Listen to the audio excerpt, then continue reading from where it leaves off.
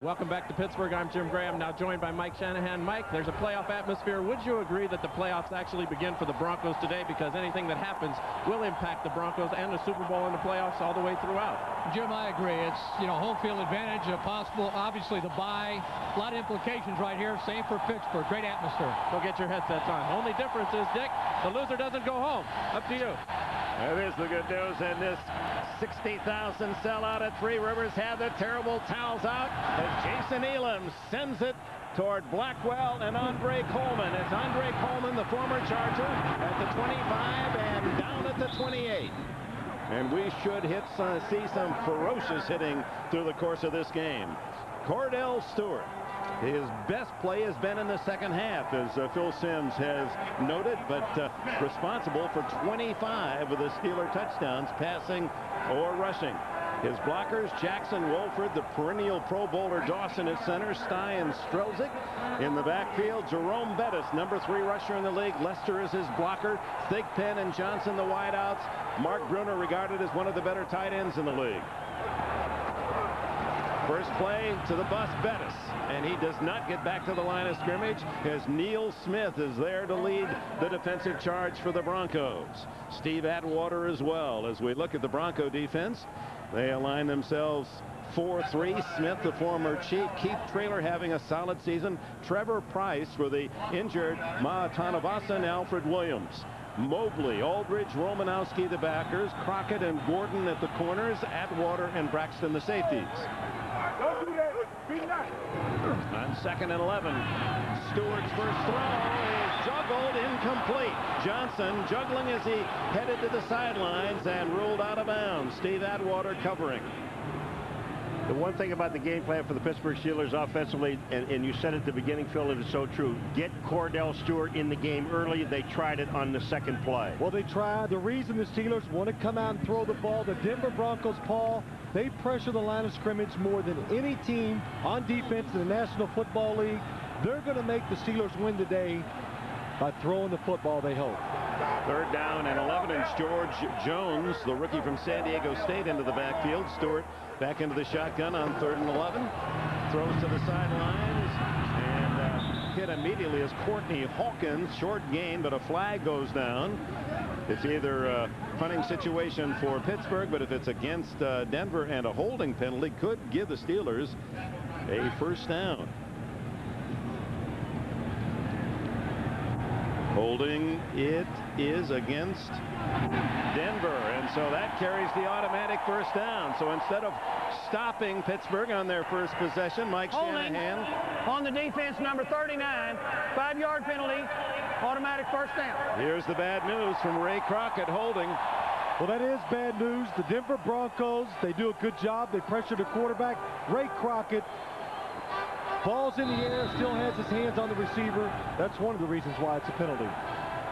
You can get in front of a receiver, Dick, but you just can't grab onto him. And once you grab on it, right now they throw the flag. Broncos are the most penalized team in the NFL this year, and take a big bite early. Well, there's a false start on that snap. Brandon Stye, number 68, the guard, gets out a little bit too early. He's the right guard. False start prior to the snap. Offense, number 68, 5-yard penalty.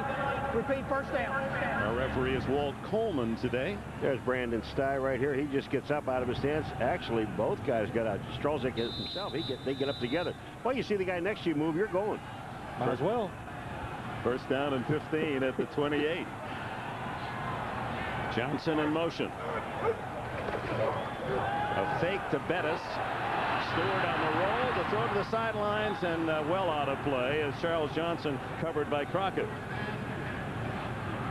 Cordell Stewart, young man from Colorado, a winner everywhere he's played. 14 straight years the teams on which he's played from middle school through the NFL have been in the playoffs.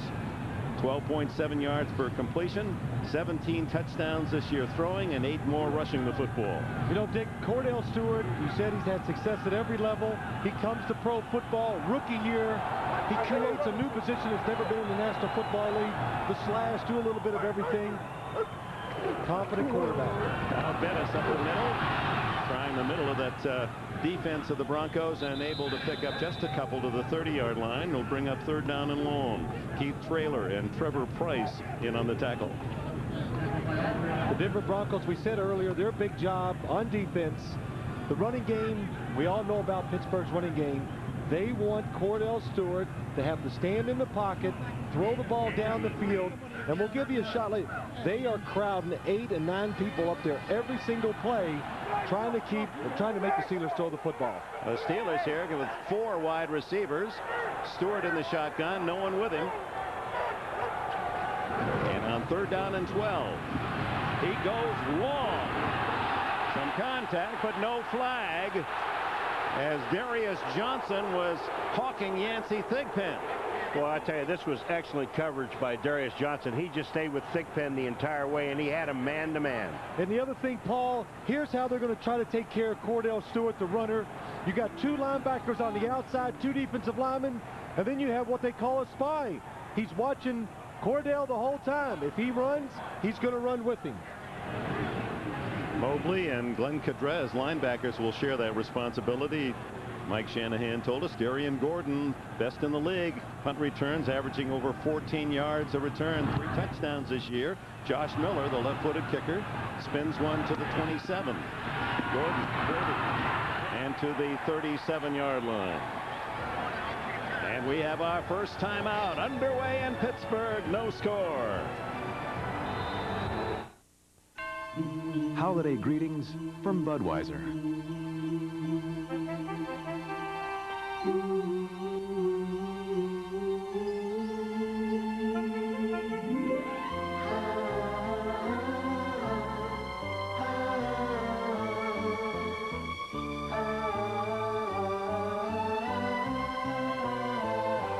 From our family to yours, we wish you a very safe and happy holiday season.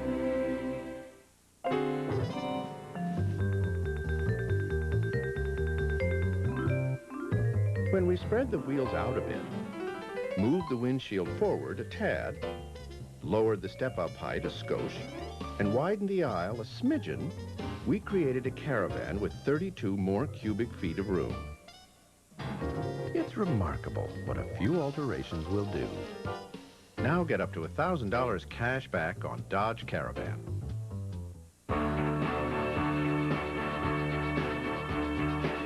Everybody likes trucks. Not many companies in the world build customized products on the assembly line. Okay. Oh, it's a Dash 13, yeah. I would tell our competitors today, stay in your manual world. Don't think about utilizing technology, and we'll see you and where you are in about 5 years.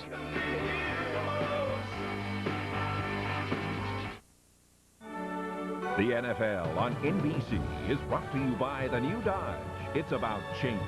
By Brewery Fresh Budweiser, who reminds you fresh beer tastes better. By Microsoft, where do you want to go today? And by Wendy's delicious spicy chicken sandwich. It'll make you feel warm all over. Pittsburgh, a city of bridges, over 700 here in this great football town. Gary Zimmerman, Diaz Infante, Nealon, Habib, Jones, the offensive line.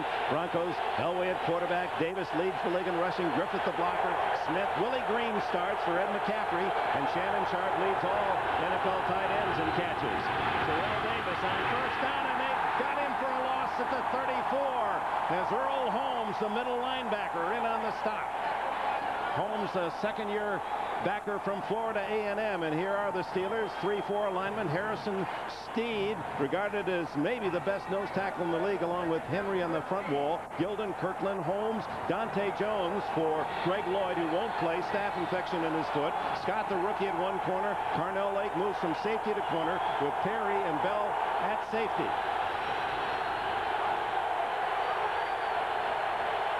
Elway fighting the noise of the crowd. 2nd and long. Gives to Davis. Davis fights his way to the 39-yard line. And it'll be 3rd down and 8. Well, the one thing about the Broncos, we know they got the #1 rusher in football. They want to run the football. But the thing about John Elway, when you talk to him, Phil, he wants matchups, and I think he's got that today. That's what Mike Shanahan is really good at, creating good matchups for his offense. The defense, The Steelers, the big thing they want to do, we know they want to stop the run, but don't let Shannon Sharp beat them in the passing game. Janelle Wolford and Chris Oldham come in for the Steelers in the secondary. 6 defensive backs. Elway from the shotgun to the sideline. Incomplete. Broken up as Willie Green had his hands on it, and Chad Scott, the rookie from Maryland, able to reach in and bat it away.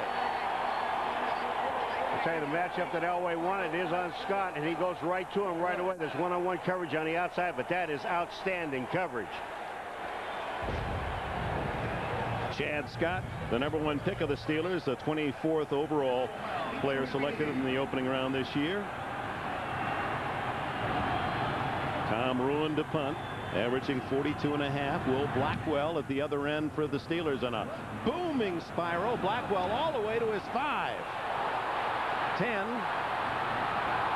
Shreds away from a couple of tacklers and makes it to the 22-yard line. A 55-yard punt, 16 on the return.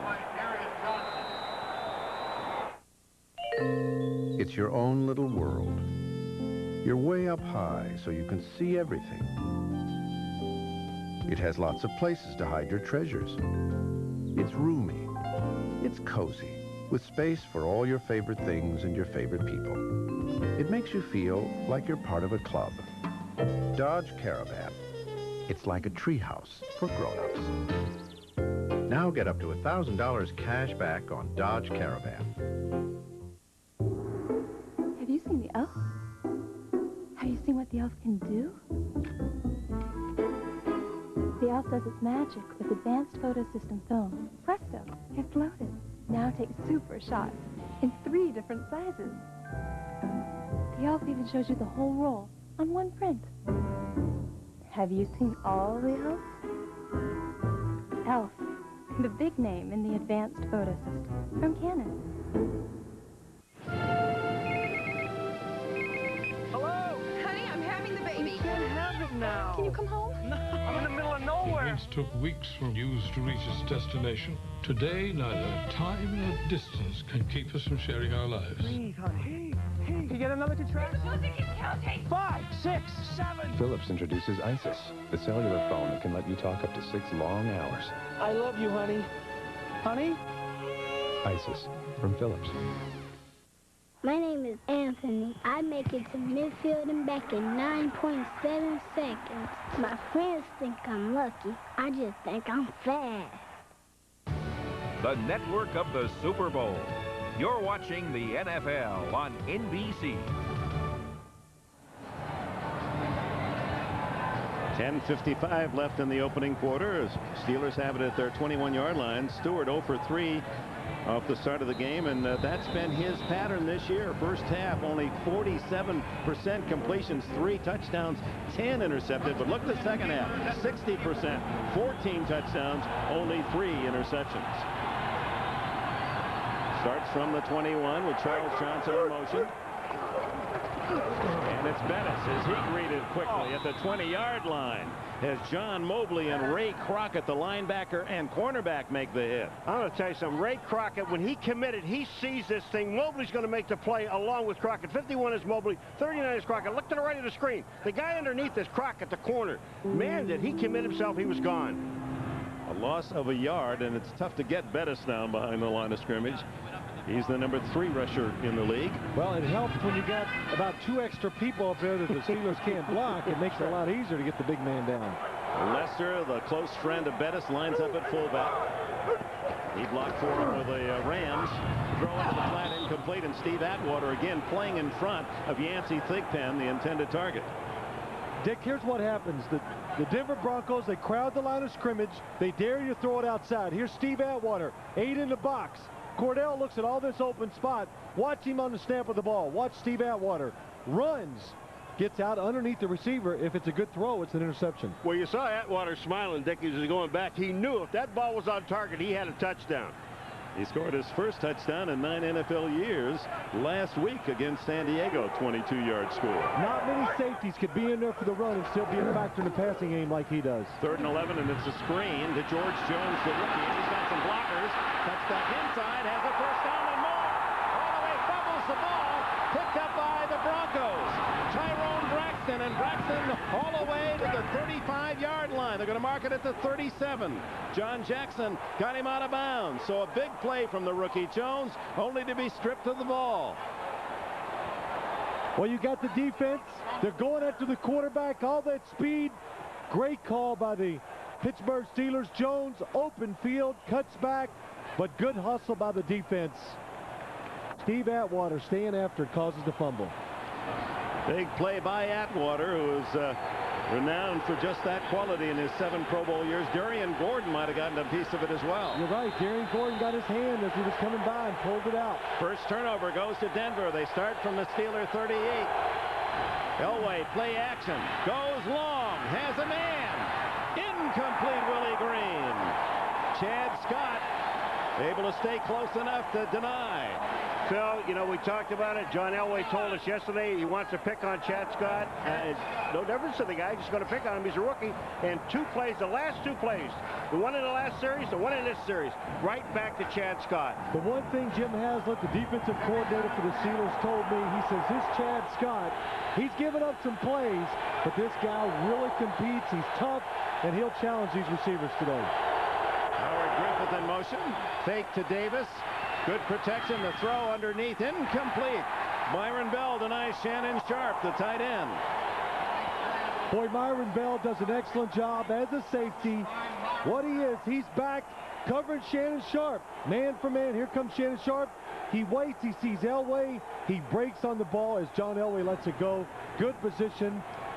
Tough to make a catch in that play. The only thing about it, look at Elway. Look at the time Elway has to throw the ball. Then the offensive line creates a lane for him to throw the ball. If you're going to give Elway that much time to throw, Phil, he's going to start hitting some of these balls. 3rd and 10. Shannon Sharp in the backfield with Elway. Then he goes into the pattern. Elway goes long again. And it's a touchdown to Rod Smith. Rod Smith, who's had a brilliant year out of Missouri Southern, and they beat Nell Wolford. The salute that's become the trademark for the touchdown makers for the Denver Broncos. And this man, Rod Smith, you saw in the pregame show, he says, I work daily. I don't work by the week. I work daily. Every time I come into the Denver locker room, I go right to see if my uniform's still there. He was a free agent. He struggled to make it, grew up on the practice squad, and now, as Elway says, he's got a potential star written on his back. And Donnell Wolford looked back at the quarterback. He looked at the quarterback and stopped. Jason Elam adds the extra point. And on the fumble forced by Gordon, recovered by Braxton, Elway 37 yards on the touchdown to Rod Smith. And the Denver Broncos strike first in Pittsburgh with 9:38 remaining in the first quarter. Elway over the 3,000 mark.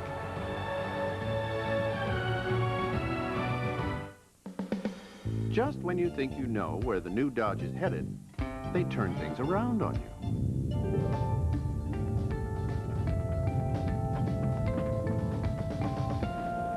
Introducing Durango, a whole new kind of roomy, powerful, versatile sport utility. As you can see, the new Dodge is covering new ground, some of which seems to be covering me. Durango, new ground for the new Dodge. Happy holidays, Dave. Same to you, Red. I think you'll find this spicy chicken sandwich spicier than yours. Not bad. But remember this? Wendy's Spicy Chicken is seasoned with Dave's own blend of pepper and spices for that spicy hit you crave. So? So you got any more in the bag? Maybe. Yeah. Right. Wendy's Spicy Chicken Sandwich. It can warm up anybody. Say, hey, jingle bells, jingle. Why am I always the last to know? When we got the Peterson account, I was the last to know. The merger? Last to know. Hey, we got a new logo? Introducing Ship Alert from FedEx.com. More than tracking, it can email you the moment a package has been shipped. First to know. Smith, the shipment just left Italy, and you heard it here first. Smith was transferred a month ago. Of course he was. I knew that. Be the first to know with FedEx Ship Alert.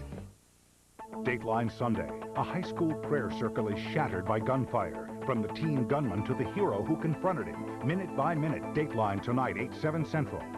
Fathers and sons have always shared the game of golf. Now, Nicholas, Miller, Floyd, and more team up with their sons for the Office Depot Father-Son Challenge.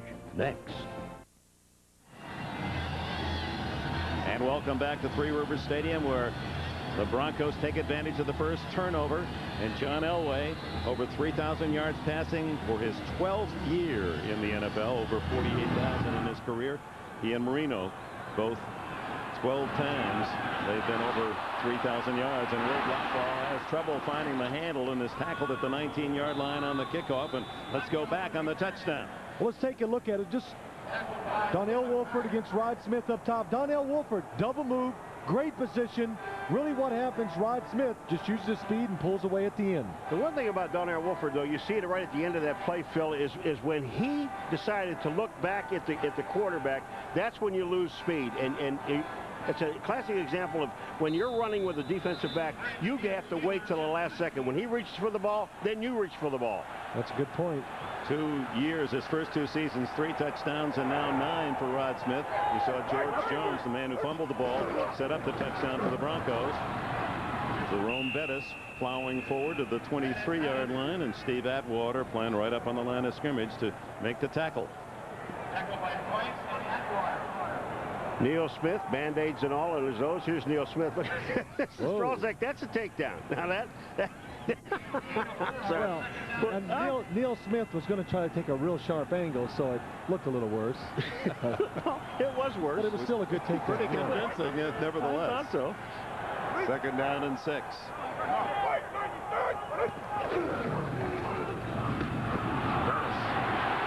bus is on the roll.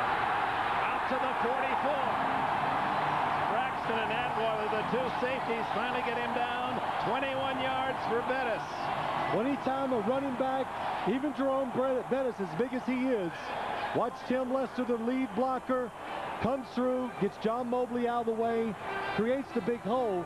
But if you're going to crowd the line of scrimmage like the Broncos do, you're going to give up some big runs like that one that time. And the other thing about him, too, though, is when you watch him, when he gets to that hole, Dick, is that he squares his shoulders, and once he does that, it's tough bringing him down. Well, and he's also looking at the man in front of him, Tim Lester, number 34, who has been his blocking back with the Cardinals, with the Rams, rather, and then here in Pittsburgh. And he gives him a lot of credit. Cordell Stewart on first down, loves to roll left and throw. Gets away from Price and ducks out of bounds near the 49-yard line. Gain of 6. It'll be 2nd and 4. And there's Lester. All he has this year, 2 carries all year, 9 yards. They've given him 10 catches, but he reminds everyone when he was in college, he had, well, 1,600 more yards rushing and 10 more touchdowns than Bettis. And Bettis said, yeah, but you were playing Morehead State. I was playing Southern California. And this is the combination when Bettis in his rookie year, his very first touchdown, behind Lester against the Steelers at Anaheim Stadium when they were the Los Angeles Rams. You know, I heard that dig about Morehead State he was running against there. It didn't start by me. No, I think that's nice to get your alma mater in there. Yeah. It's nice that he would know that. Boy, did you just see the quickness of Alfred Williams? Alfred Williams got through in the backfield for a loss. Paul, that's a good point.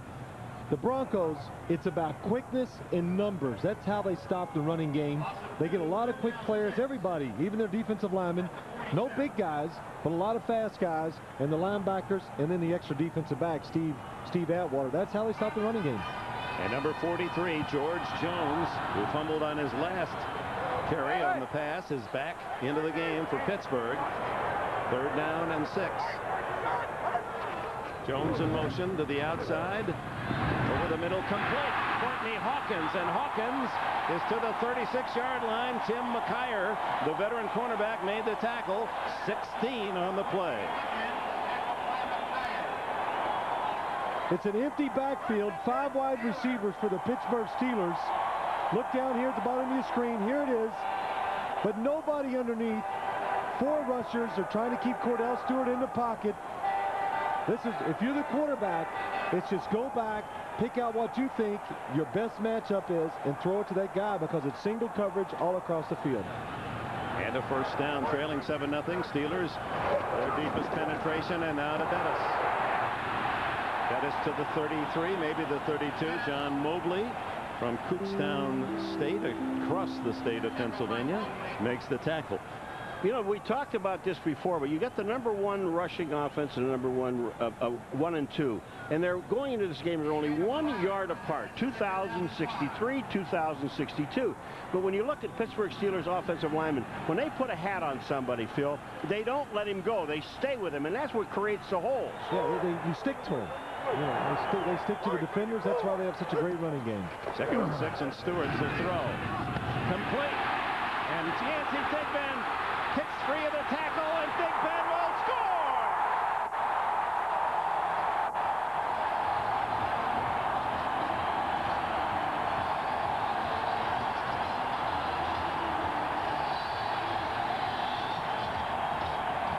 So the Steelers answer the Broncos on an immediate drive with Stewart hitting Thigpen 33 yards.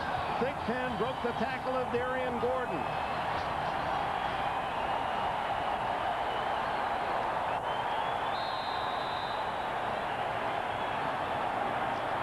Veteran Norm Johnson looks for his 250th consecutive extra point. That's an NFL record. It's 7-all. You're watching the NFL on NBC, and Yancey Thigpen has the Steeler crowd on its feet. AT&T, it's all within your reach presents for diehards only. Super Bowl VII, Dolphins-Redskins. With Earl Morrall holding, a field goal attempt goes awry. Kicker Garo Yepremian's pass is slightly less than adequate. Mike Bass scoops up the fumble and runs for a touchdown. Everyone knows the infamous bobble, but do you know this man guiding Bass to the end zone? Assistant team physician Andy Finkelstein. The AT&T One Rate plan has made long-distance prices simple. Whoa. Calls from home, a one low rate to anybody in America anytime. What about those 10-3-2-1 ads that say I could save big over AT&T? Most calls would cost less with AT&T One Rate. Cost less? That's right. Oh, I feel so used. Hey, don't beat yourself up. What about the big savings with 10-3-2-1? Forget it if your calls aren't over 20 minutes. 20 minutes? He's taking it really bad. No games. The AT&T One Rate plan. The Panasonic Razor. Shave wet or shave dry. Your choice. Your shave. Rinse clean. Work hard. Play hard. Shave your way. Panasonic. This is the interior of the burliest sport utility in its class. The one that can tow and carry more than any other. Now that's probably hard to believe when you're surrounded by all this. So to underscore the new Dodge Durango's serious credentials, I'm not only standing beside the most powerful V8 in the class, I'm wearing this manly flannel shirt. Durango. New ground for the new Dodge. So the Denver Bronco defense stunned by the quickness of that touchdown drive. 81 yards in 7 plays. 33 yards. Cordell Stewart to Yancey Thigpen. His 5th touchdown catch to tie his career high. And Cordell, who started 0 for 4 in the game, was 3 for 3 on that drive and 74 yards. Johnson's end over end of Vaughn Hebron. Juggles, clutches, and finds a little hole across the 25 and skids out to the 29. Well, it was good. I'm sorry, Dick. Good route running by Yancey Thigpen at the top. It's called a fade stop. Fake him deep, stop, and come back. The perfect throw. Darian Gordon can't adjust, misses a tackle, touchdown. I'll tell you what will drive a defensive coach crazy is watch these missed tackles. One comes here, that's Gordon first. Now watch this move by Thigpen back inside, and then another missed tackle by Mobley, who has a clean shot at him, and Thigpen for the touchdown. And Cordell Stewart, whose father Robert is here from New Orleans, gives him a little victory signal. Tied at 7, 5 minutes left in the first quarter, and Elway back to pass on first down. Scrambles. The man who has run more than any quarterback in the National Football League history is dragged down by Kevin Henry. That was the 736th time Elway has tucked it away and run with it. Well, I think the Denver Broncos are saying they believe this Pittsburgh defense is pretty good against the run. Coming out, throwing the football a little bit. John Elway When you pressure him, he still will step up, looking to pass it first. But if he has to run, he will. He hasn't gotten the productivity out of those rushes that Randall Cunningham has, but he is 4th all time. But he has rushed more than any quarterback. 2nd and short. Terrell Davis bulls his way to a first down just shy of the 40, and Earl Holmes there to make the tackle. And we'd invite you to follow the NFL online at msnbcsports.com. Go interactive and vote for the player you feel deserves Comeback Player of the Year. It's all at msnbcsports.com. I would give a vote to Andre Rison. Well, you know, old man Moon ain't bad. Yeah, but Andre Rison, he's been pretty special, I think, for the Kansas City Chiefs this year. First down, Denver. Tied at 7. Late first quarter. Elway rears back and fires complete to Willie Green. And Green, who was picked up by the Broncos this year, the University of Mississippi, and of course has been with Carolina as an unrestricted free agent, has his first catch today. He's playing for Ed McCaffrey. Well, this time they fake like they're going to stop and go deep, and then they fake again and come back. Good timing by John Elway. Excellent protection. The Steelers blitz, leaving Chad Scott one-on-one outside. There's one other thing about this field, so you understand, even in the missed tackles before, the sidelines are very slippery because that's a part of the field that's not covered, Dick. First down near the 30, and Davis on first down. A staggering run down to the 21-yard line, good for 9.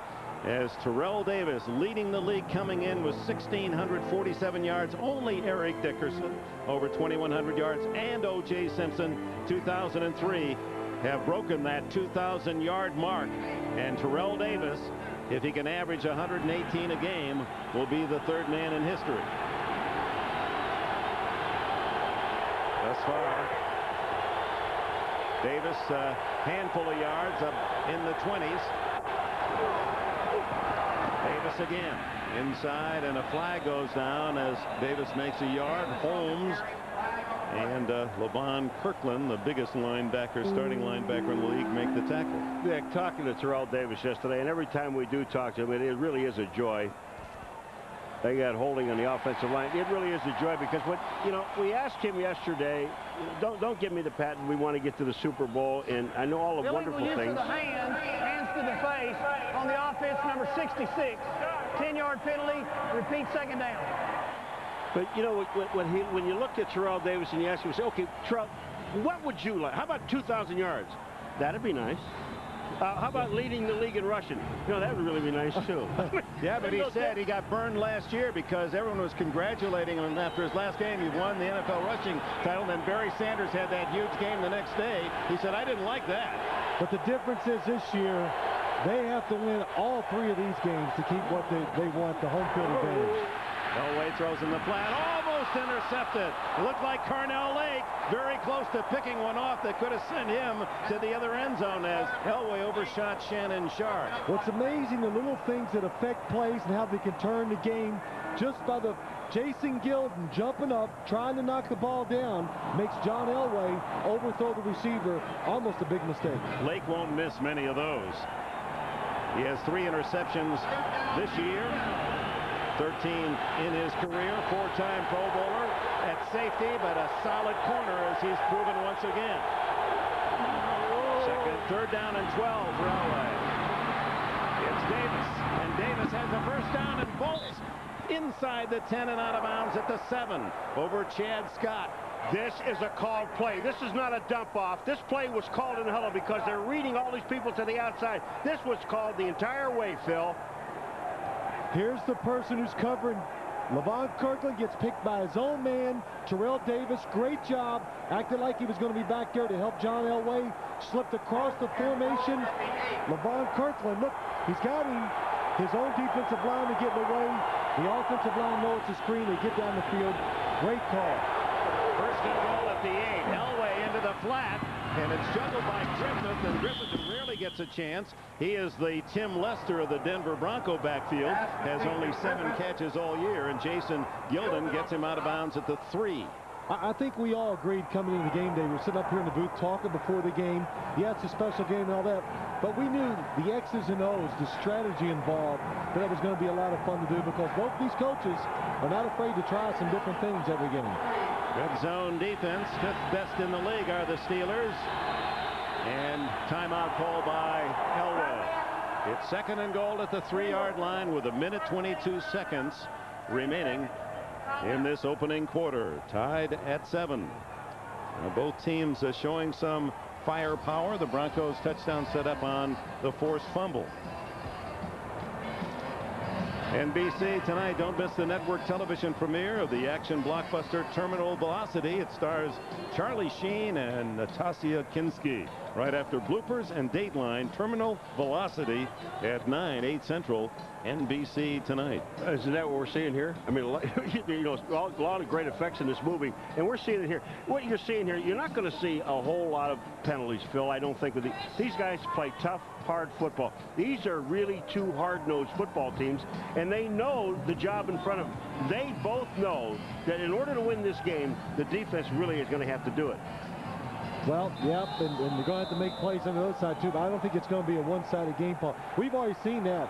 The offenses, they know how to scheme, go against the special things defenses are doing against them, and take advantage of it. 2nd and goal at the 3, and Elway to Terrell Davis, and Davis dives into the end zone for the touchdown. Terrell Davis, his 14th rushing touchdown of the season. And suddenly, Three Rivers Stadium very silent. It got quiet. Terrell Davis, I mean, when you look at the play, Terrell Davis, that just looked too easy. I mean, he knows how tough the defense is, but he almost walks in here. You get such a variety of plays from the Denver Broncos, a screen, a pass, the run, and all of a sudden you slash off tackle. Sometimes you find those wide open holes. Elam for the extra point. Ruined a hold, and it's 14-7 Denver as the Broncos see the Steelers score quickly and take the ball and drive it right back. 72 yards in 8 plays, and Terrell Davis, who loves to run tackle to tackle, smashes in from 3 yards out. Broncos lead at 14-7. The salute to Terrell Davis on his Denver record rushing touchdown. We go to New York. All right, Dick, this will catch Denver fans' interest. At Kansas City, Donnell Bennett, 9-yard touchdown run, the toughest all day so far, right through the Raider defense with the extra point. The Chiefs with a 10-point lead on Oakland just starting the 2nd quarter, Dick. I think that's what the fans were expecting to see. The Kansas City Chiefs winning this game. You know, it is really interesting, the Kansas City Chiefs. You know, the thing about it is, if you talk to other coaches about it, and everybody's congratulating Marty Schottenheimer and their team, but the one thing about it, they find a way to win. This game right now, this first quarter, is everything we thought it was going to be. Well, I thought maybe the weather, the fact that they're well coached, the defenses, and I thought, well, I could see a low-scoring game. Greg Coleman and Will Blackwell deep as Elam sends it high to Blackwell, the rookie from San Diego State from the 5. And he's brought down at the 24-yard line. Keith Burns, first man down, along with Darius Johnson. Last time the Steelers defense allowed a rushing touchdown at home prior to Davis to score. Week 2 last year, Vinny Testaverde, a 6-yard scramble. The last time a running back rushed for a touchdown here in Pittsburgh, it was Natron Means, 1995, 20 regular season home games ago that opposing running back had rushed for a touchdown here in Three Rivers until Davis's score. That's quite remarkable. 60 quarters. 1:07 left in this first quarter. 14-7 Denver.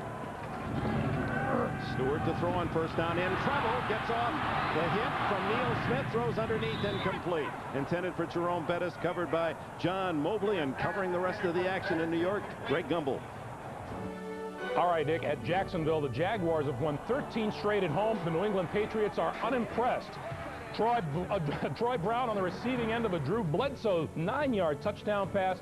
13-0 Pats in the 2nd quarter, Dick.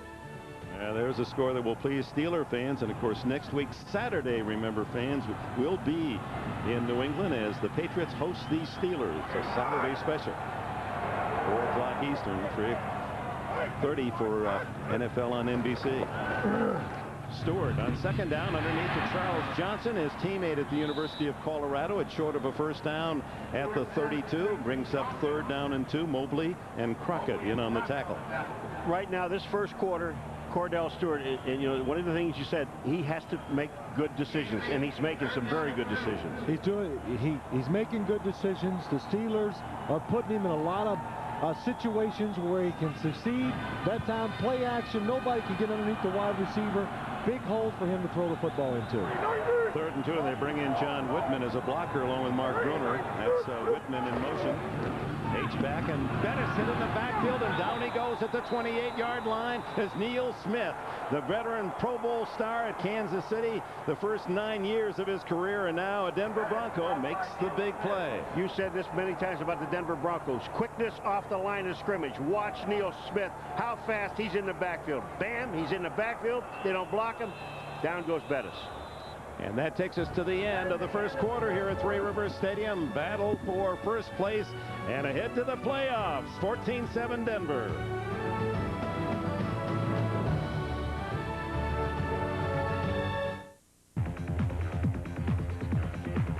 Ever since I can remember, Jake did things his own way.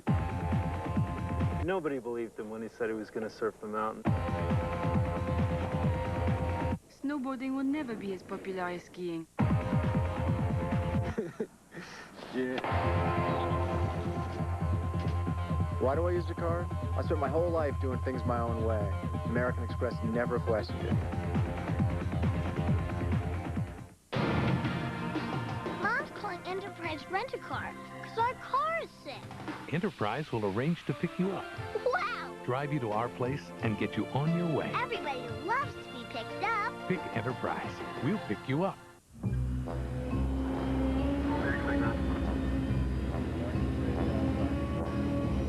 My name is Bond.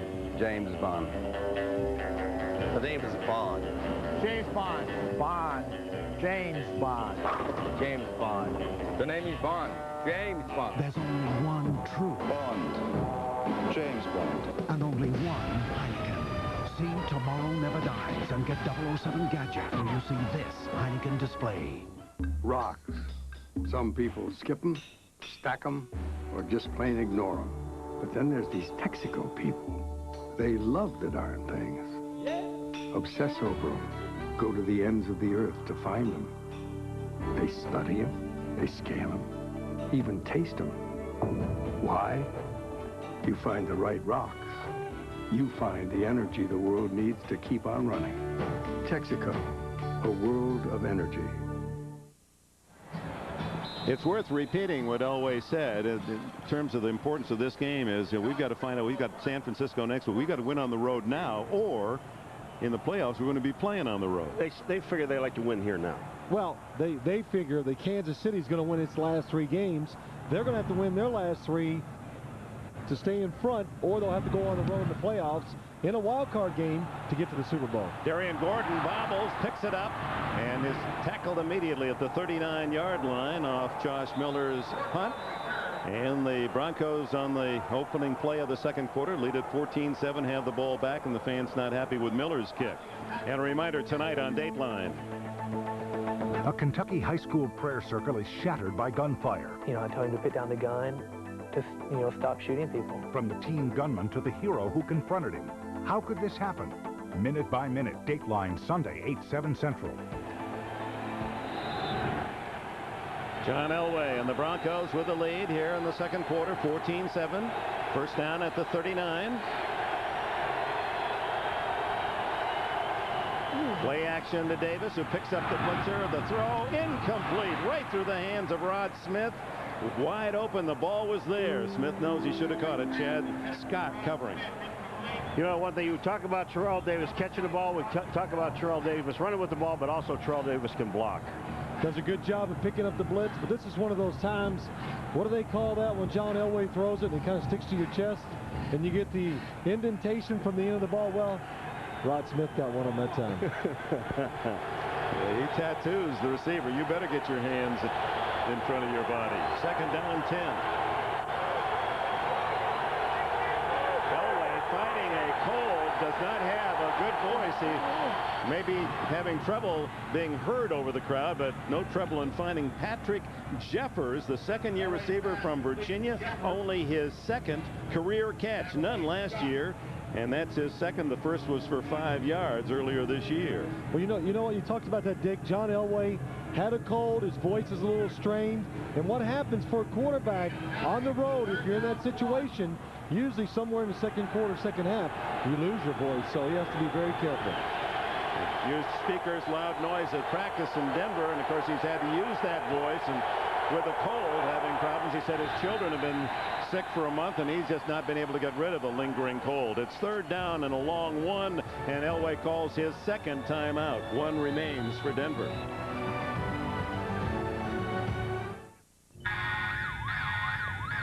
Nick, there is still one missile left. You must get to it before the others do. It's a 200 horsepower engine, too audacious to be kept secret. It's advanced climate control, engineered to keep you cool no matter what kind of pressure you're under. Son's birthday. It's the TL from Acura. The true definition of luxury. Yours. Outstanding timepieces are built to run forever without replacing batteries, but only one of these is smart enough to run forever. On any kind of light, Echo Drive from Citizen. Live at the speed of light.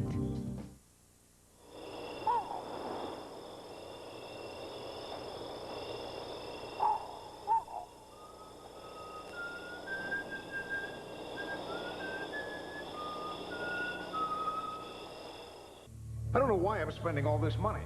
You're saying we never have to upgrade software? Never. They automatically back up data, and they have virtually unlimited storage capacity. How much did we spend on computers last year? $28 million. And you're saying this network computer is cheaper? Yes, sir. And cost less to maintain? That's right. Why didn't we buy these last year? They, didn't exist. Oracle, enabling the information age. The NFL on NBC is brought to you by Acura, the true definition of luxury. Yours by Citizen. Today more than ever, Citizen is how the world tells time. By Oracle, the company that's enabling the information age through network computing. And by Visa, the preferred card of the NFL. It's everywhere you want to be.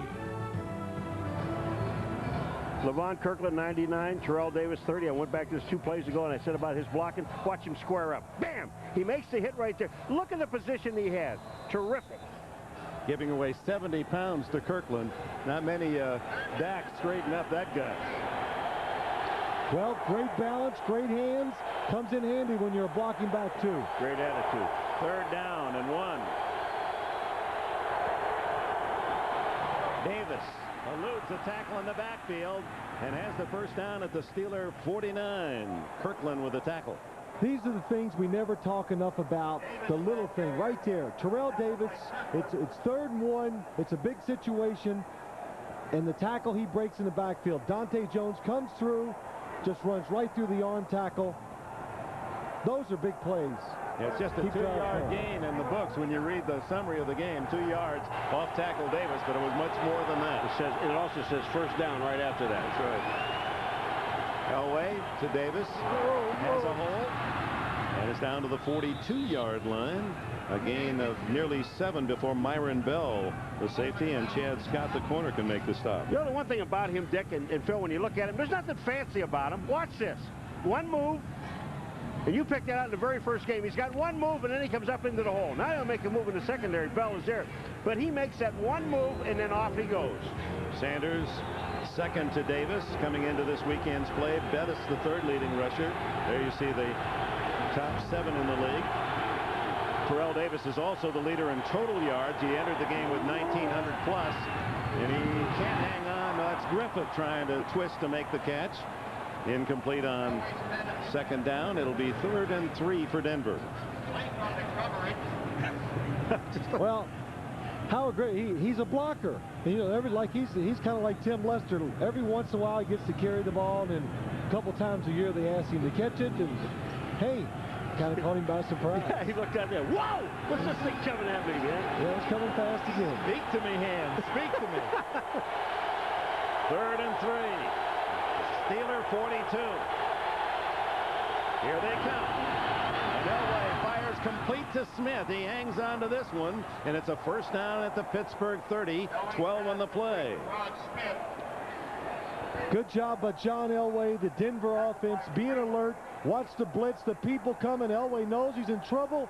The defensive lineman drops back in coverage. Mike Vrabel, the rookie from Ohio State. He's got to learn to read the quarterback's eyes a little quicker, but no, it's a good job by him. But Elway and Rod Smith, seeing the blitz, knowing they got to get rid of the football quickly, doing a good job. Leading 14-7, 12 minutes left in the half. Davis the handoff.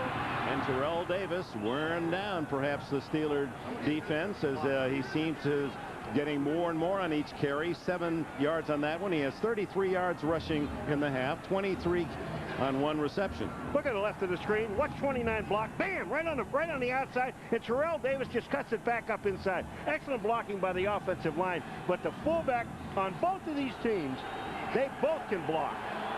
Not asked to do much more. Tim Lester for the Steelers, Howard Griffith for Denver. They're there to block for their key runners. Davis upended by Earl Holmes, but he is close to a first down at the Pittsburgh 20. Well, a lot of people haven't been able to run the ball against the Steelers defense, but the Broncos, they like their matchups today. One, their fullback, their offensive line's quick, it gets on blocks. Howard Griffith and the lineman, Jim Haslett, the defensive coordinator for the Steelers, said it best. This offensive line of the Broncos, what makes them so good is how quickly they can get to the blocks and stay with them. Total yardage for 2,000, only 33 more for Terrell Davis as Elway has to throw this one away. Well covered, all of his receivers, all 4. You know the thing about this offensive line, though, Phil, it is really good. Not only do they block very well, but they lose one of their best players, Schlereth. What happens? David Diaz-Infante comes in, and he does a great job. So they don't really lose anything.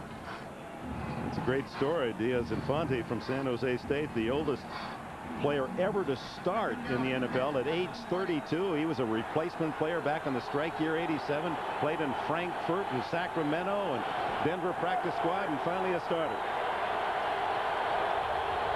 2nd and 10 from inside the 20. And flags. Dante Jones and Diaz-Infante. Did he move first? The only way it's against the defense is if they made contact. Ball start prior to the snap. Offense number 63. 5-yard penalty. Still 2nd down. Didn't we just talk about him? There's the move. We just talked about David. Nice story. Just comes in, man, does a great job, and then goes offside. It's a shame of linemen. The game wasn't created to feature linemen. We only talk about them when they do something bad. John Elway, Terrell Davis with 36 yards, averaging 4 a carry.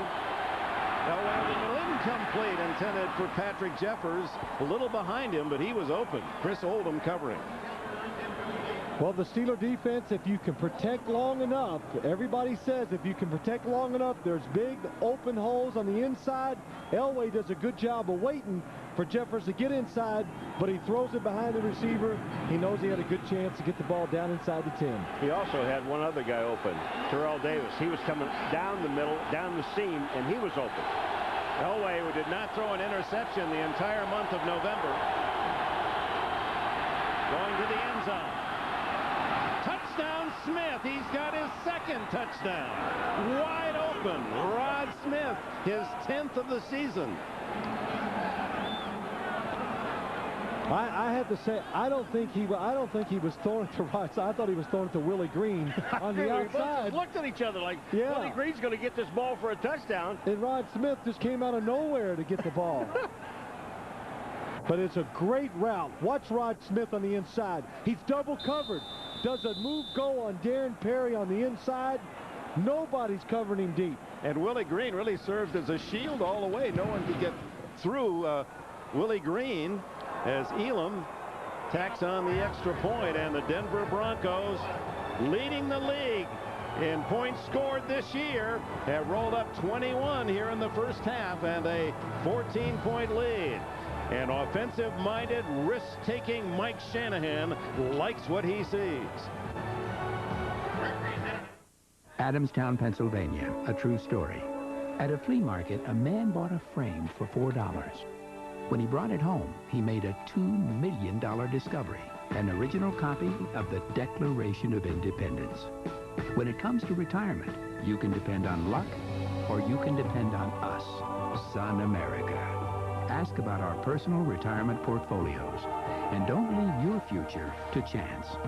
Sun America, the retirement specialist. Housekeeping. Excuse me. Checking out? Uh-huh. We'll change the room.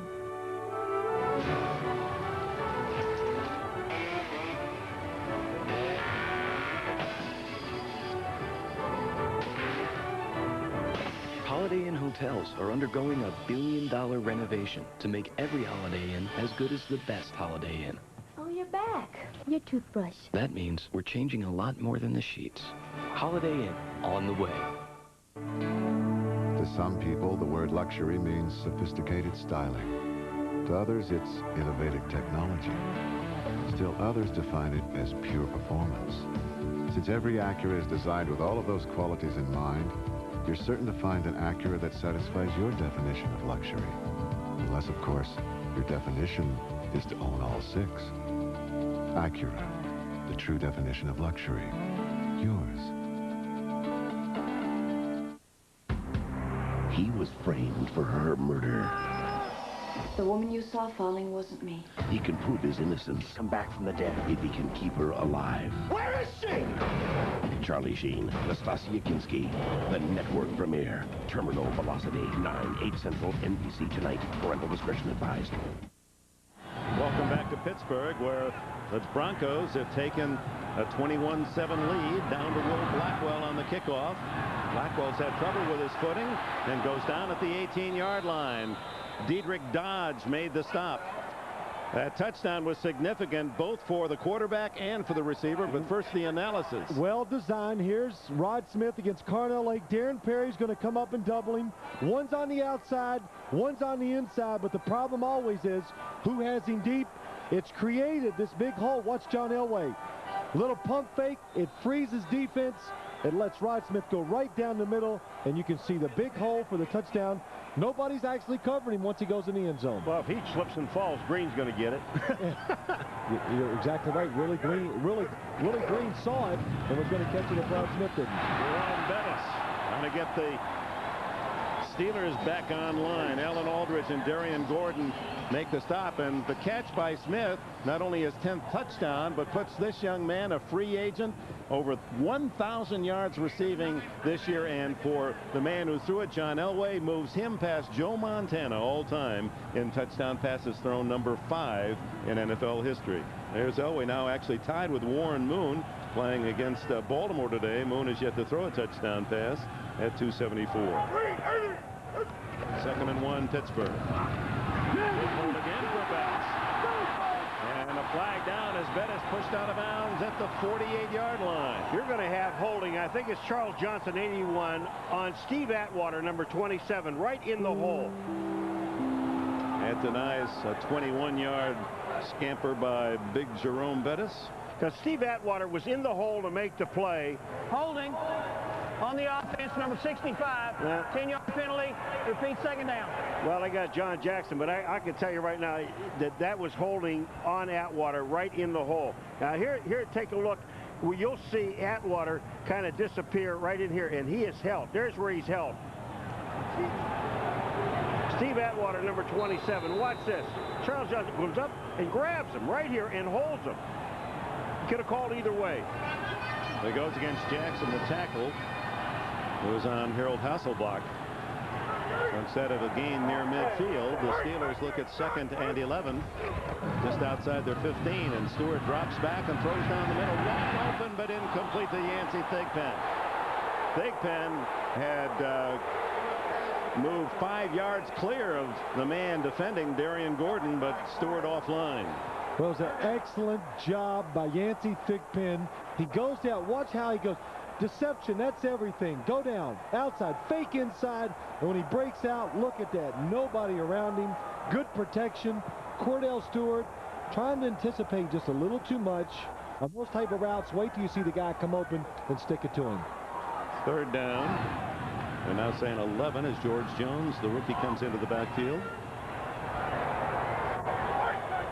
Denver shows blitz, and then they back off. Stewart with some time to the far sidelines. It is incomplete. Not pulled in by Charles Johnson along the sidelines, and the Steeler punting team comes on. Well, the one thing we talked to Cordell Stewart about yesterday, Dick, is when he said in the first half of the game, I'm too pumped up. I'm trying to make some things happen. This ball does hit the ground with Charles Johnson. He doesn't get his hands underneath it. But he just says, I just try to make things happen too much. Pittsburgh, one of the best in not doing what has just happened. 3 plays announced, 6th best in the league, but they're playing the team with the very best mark as the Denver Broncos are able to pick up first downs. Well, the Steelers, I'm sorry, the Steelers don't have a lot of 3 and outs. The good running game, short yardage, 3rd down situations, and they're good at picking those up. Big kick by Miller to Darian Gordon, and Gordon looking for a block, runs into a sea of black and gold and is tackled at the 36-yard line. 54 on the punt, 7 on the return.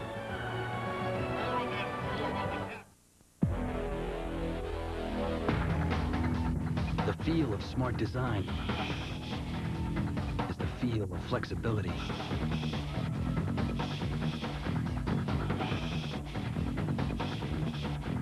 Shift Tracer FX is the only razor that flexes to cover every sensitive curve. The NFL on NBC at 3:30 Eastern. Bledsoe's Patriots host Cordell Stewart's Steelers in a rematch of last year's divisional playoff game. Then next Sunday, Chiefs, Chargers, Jaguars, Bills, Dolphins, Colts, or regional action. The play. On the sidelines for Denver, a familiar face in Pittsburgh, Walter Andrew Brister III, Bubby, if you will. Bubby is, for the first time this year, Mike Shanahan has made him the 2nd quarterback and not Jeff Lewis. He said the experience now of playing in Pittsburgh, pressure and the rest, if something should happen to Elway, he thinks Brister should be his man. Elway has directed 3 straight touchdown drives and bats down the deflection to make sure it's not picked off by Nolan Harrison. Boy, was that a heads-up play by John Elway, the experienced quarterback. He's not going to catch the ball, but he knows that someone else has an opportunity. When he steps back to throw the ball is batted straight up in the air. Look at here, bang, and Harrison, number 74, is there. Elway can see him and just knocks the ball to the ground. Bobby Brister said, "Oh my." You know, that would happen to me a couple of times. I always caught it, because I wanted to get my pass completion percentage up. So even though it was negative yardage. Yeah, it didn't matter.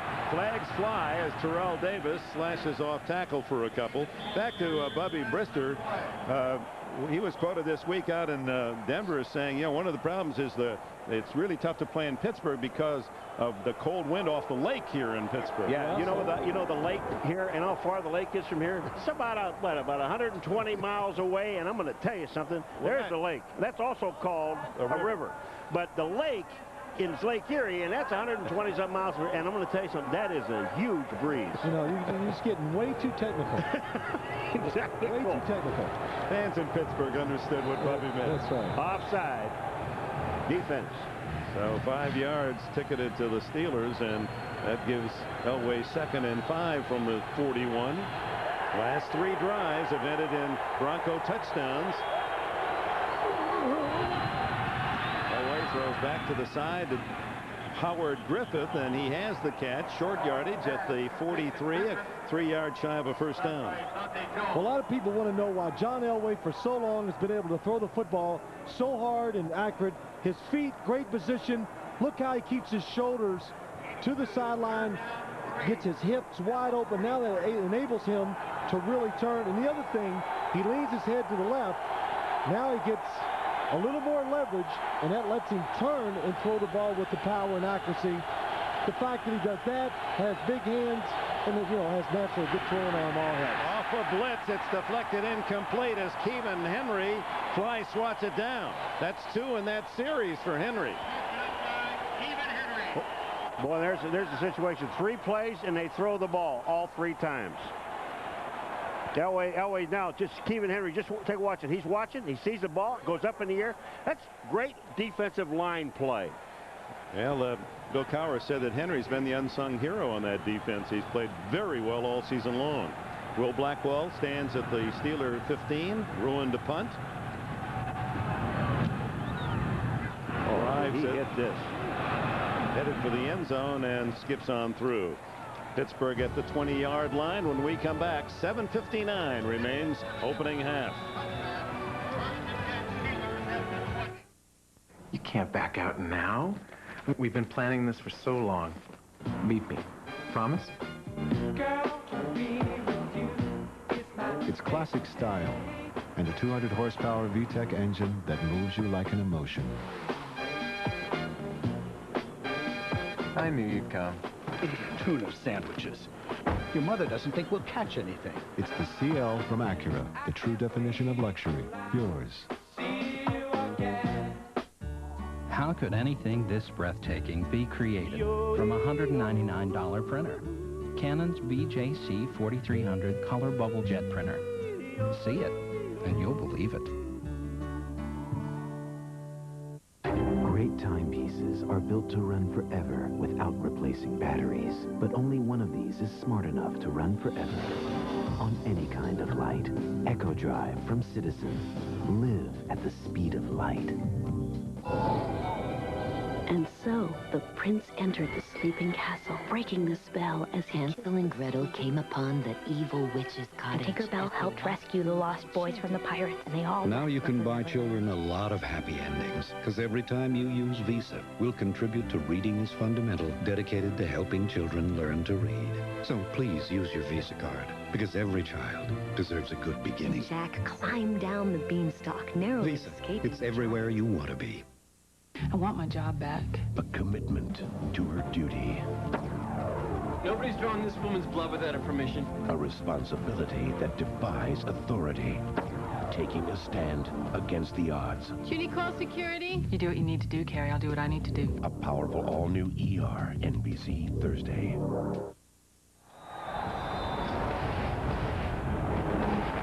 Welcome back to Pittsburgh. 2 John Elway touchdown passes and a 3-yard run by Terrell Davis, giving the Broncos a 21-7 lead. We're at the midpoint of the second quarter. From the 20, Jerome Bettis out for 9 to the 29, and we go from Pittsburgh to New York in this update.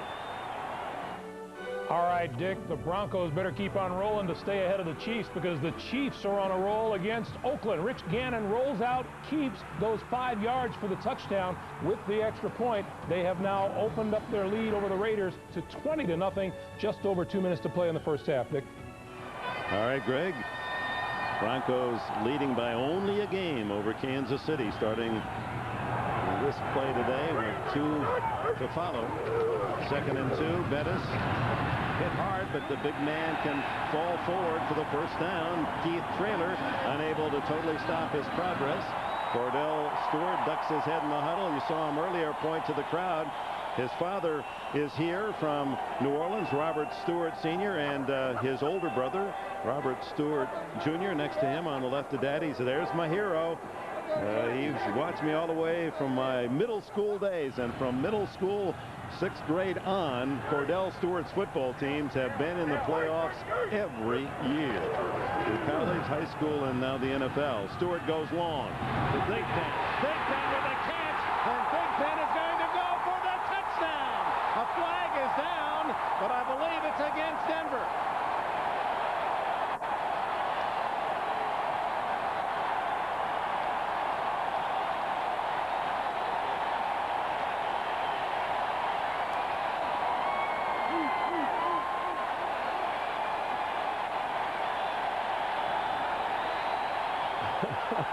I'll tell you what, on this play, Darian Gordon saw the flag and stopped. Interference on the defense.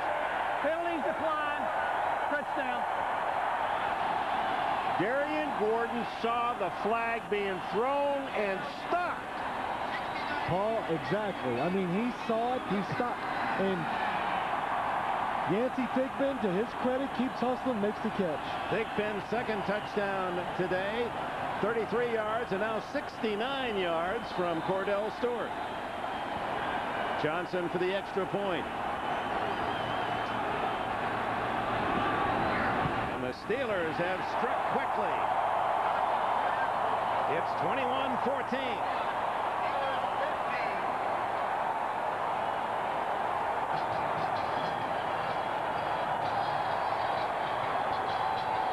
Well, single coverage on the outside. Darren Gordon immediately puts his hand on him way past the 5-yard mark.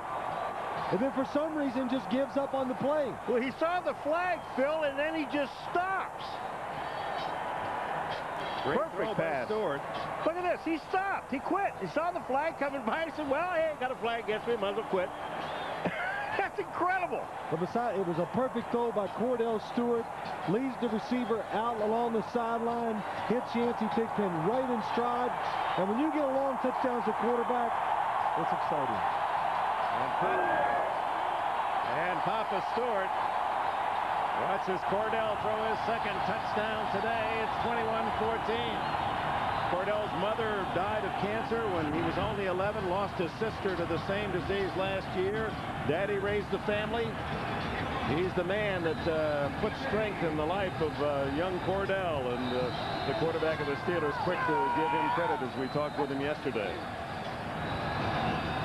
21-14. The fans delighted with that touchdown play. Vaughn Hebron to the 28-yard line, and that's where Elway will start. You know what I really liked yesterday when you were talking to Cordell Stewart? Because you asked me, said, you had winning teams at Colorado. He said, yeah. What about high school? Ever have no? What about grade school? No. How about Parkland? No. He's not a championship. When weren't you? He said, well, I've never played football where my team didn't make it to the championship. That's incredible. Well, I think that's one of the reasons why we talked about it earlier. He's so comfortable in these situations. You know, he never gets intimidated by a big game, big moments. In fact, he enjoys them. That's the longest touchdown pass of his career, pumping life into this crowd. Terrell Davis struggling to the 31. Nolan Harrison with a tackle along with Kevin Henry. One of the things that happens in this stadium when this place erupts, it is very hard to hear anything. Now, we talked to John Elway yesterday, and he was losing his voice. I think Jim Gray covered that down there. He may not have a voice by the halftime. What it does when a crowd gets in this situation, it does slow down an offense. It makes you be a little more conservative in your play calling because you want to somewhere stop the crowd and the momentum, so you go to your safe plays. Play action to Davis. Elway, incomplete. A beautiful play by Myron Bell, diving in front of the intended receiver, Shannon Sharp. Well, Shannon Sharp, the Steelers were worried about him down the field and getting open. It is not happening today. Myron Bell, we've seen a couple times already. Hey, he's going for the interception that time, outrunning Shannon Sharp to the football. You know what, Myron Bell, you know what made that thing work, Dick? He took the right angle to the ball. He did not go to the back of Shannon Sharp. He went right down the line of scrimmage to make the play. Bell starting, and Cornell Lake's spot as Lake moves out to the corner. Third and a long 8. Elway down the sidelines for Smith. Incomplete. He juggled it against Donnell Wolford, unable to pull it in along the sidelines, but that nearly caught again for a big game. Boy, good anticipation. It's another stop and go. Elway just lets it go, leads the receiver. It's right there in stride. Rod Smith just can't quite react to the football. John saying, I can throw it, you got to catch it. John was tasting it. Will Blackwell drifts back to return Tom Ruin's punt to the 25.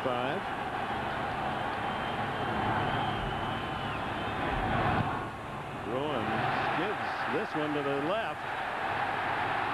And the wobbler goes out of bounds at midfield. A break for the Steelers. 19-yard punt.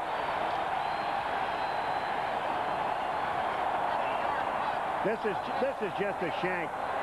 One of the things when you kick the ball, watch his eyes. Is he looking down at the ball or is he looking up? He's looking down at the ball, but his foot went right across the ball, and he hooked it. It's a hook, right? Not a shank. A shank goes right. That's right. A shank goes right, a hook goes left. Okay. That's a hook. And the Steelers take advantage. 50-yard line they start, trailing by 7. Boy, the folks here in Pittsburgh getting their money's worth in this one. Jerome Bettis rumbles for 7. Mike Lodish makes the tackle. The nickname the Bus, and it's become so popular here. Well, there is the Bus. Jerome, All-America Notre Dame, with his career best 1,460 yards, averaging 112 a game, 4.5 average. Take the Bus. He'll give you a ride. 2nd down and 3. Bettis, who nearly was a Washington Redskin, 51 yards in this first half. Outgaining Terrell Davis. Stewart throws complete. Charles Johnson, 1st down at the Bronco 39, and the Broncos trying to rip the ball away as Romanowski and Mobley trying to hold him up and pull at the ball. When your running game is going very well, you have an awful lot of confidence in your throwing game as a quarterback. Charles Johnson just slips back out to the outside. Look, it hooks up. Look at the pass. The pass is perfect. To the inside, no chance for Crockett to get it. Yeah, but this Denver Bronco defense, they try to make plays. Ray Crockett, he's not just trying to stop the receiver. He's trying to get in there, knock the ball loose, try to get an interception. 1st down just inside the Bronco 39. 4 minutes left in the half. Stewart, Leo Smith, and John Mobley and Alfred Williams there to make the tackle. Short gain. Back to Bettis, and talking with him this week, he very nearly, the offer was so good from the Washington Redskins in the offseason, thought he was going to be playing in the nation's capital, and called Bill Cowher on his cellular phone in the car and says, "Coach, this is the deal. This is too much, and you're not close to this number." Cowher said, "Don't do a thing." And 24 hours later, they worked out a deal. Bettis said, "I didn't get what I wanted, but I wanted to stay in Pittsburgh." And fans are happy. That's all. Wide open Johnson in front of Darian Gordon, and Gordon is having a very tough first half. Well, what it is, it's good protection always, starts the passing game. But it's anticipation by the receiver and the quarterback, Charles Johnson. As soon as he turns around, the ball's in the air, hits him right in the chest. Charles Johnson, 2 years, along with Michael Westbrook, the receivers for Cordell Stewart at the University of Colorado. Grew up in San Bernardino, California, in the toughest of circumstances. Another 1st down for Pittsburgh with 2:40 left in the half. Bettis hit by Atwater at the line of scrimmage. Well, these are two teams, when you come to the stadium, you know you're going to see them run the football. 5 teams in the league run more than they pass, led by the Oilers. Steelers are 2nd, 49ers, Tampa Bay, and Denver. All of them, except for Tennessee, with a winning record. Let's look at the play selection used today. 15 rushes, 14 passes for Pittsburgh. Well, that kind of goes back. They wanted to get Cordell Stewart involved early. They did that. He's answered that call. The roll to the left, and he tucks it away. Crockett makes the tackle at the 16-yard line, short of the 1st down. You know, I'll tell you something about Cordell Stewart on this play here. When he runs this bootleg, Phil, I mean, he looks out there, there's nobody coming. Wow.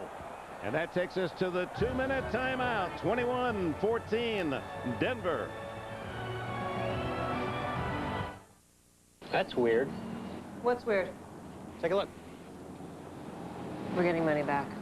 I said it was weird. How much? $23. Definitely cause for celebration. With CD-ROM Intel Pentium processor with MMX technology and excellent sound. Wait a second. The new compact Presario notebook is the perfect computer for that multimedia application called life. Want to test some marshmallows? Mm-hmm. The Presario notebook from Compaq. You got me rolling on down the line. You got me rolling, you're on my mind. The SuperGuard 60 with warranty starting at 60,000 miles is on sale now at Sears. I'll take you any place you want me to. You got me rolling.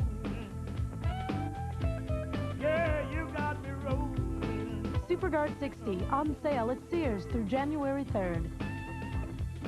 Great timepieces are built to run forever without replacing batteries. But only one of these is smart enough to run forever on any kind of light. Echo Drive from Citizen. Live at the speed of light.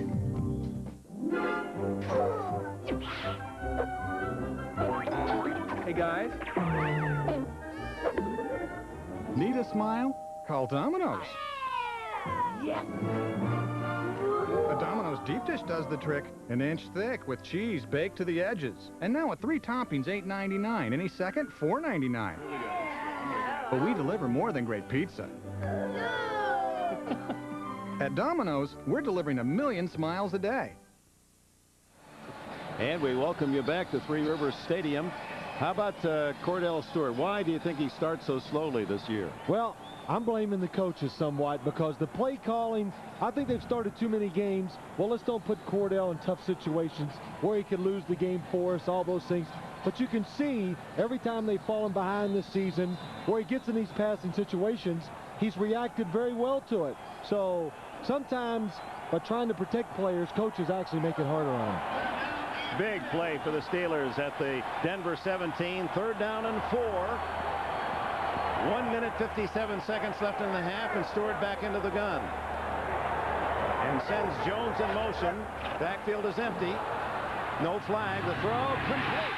Courtney Hawkins, and he has a first down at the 10-yard line. Well, I'll tell you, this young man is coming of age in a hurry. He is just, everything he's throwing is right on target. Paul, great job. Look at the blitz by the Broncos. The receiver sees it. He breaks it off. Cordell knows they can't pick it up. There's a free man coming. He stands right in the face of the blitzer, throws it outside for the completion. Just inches away from 1st and goal, just outside the 10. 122. 120 left in this first half. Stewart dumps it off to Bettis. Only one white jersey there. Bettis for the touchdown, but a flag is down. And Keith Traylor says he was held. Brandon Stye, number 68, is the guy that's walking. When you walk back with your head down, I think that's the guy you called it on. And that is a 7-point penalty. What a call. It was set up perfectly. As soon as he threw the ball, you knew it was going to be a touchdown. It's almost like you don't even have to block for him. You get him out in space because he can make some things happen. Illegal block in the back on the offense, number 68. 10-yard penalty. Repeat first down. Boy, is there a tougher penalty than that? Instead of being 21-all, kicking the extra point, they're now first down and 20 from the 20. And the bad thing is, he did it after Jerome Bettis was already past him going in for the touchdown. Now here comes Jerome Bettis. Watch, no, he's There's right behind. block. Yeah, he's blocking him, but Bettis had already had that man beat. He was already gone. That was really incidental. It had nothing to do with the play. So Stewart drops back, throws for Thigpen. He's got the triple, a hat trick for Yancey Thigpen.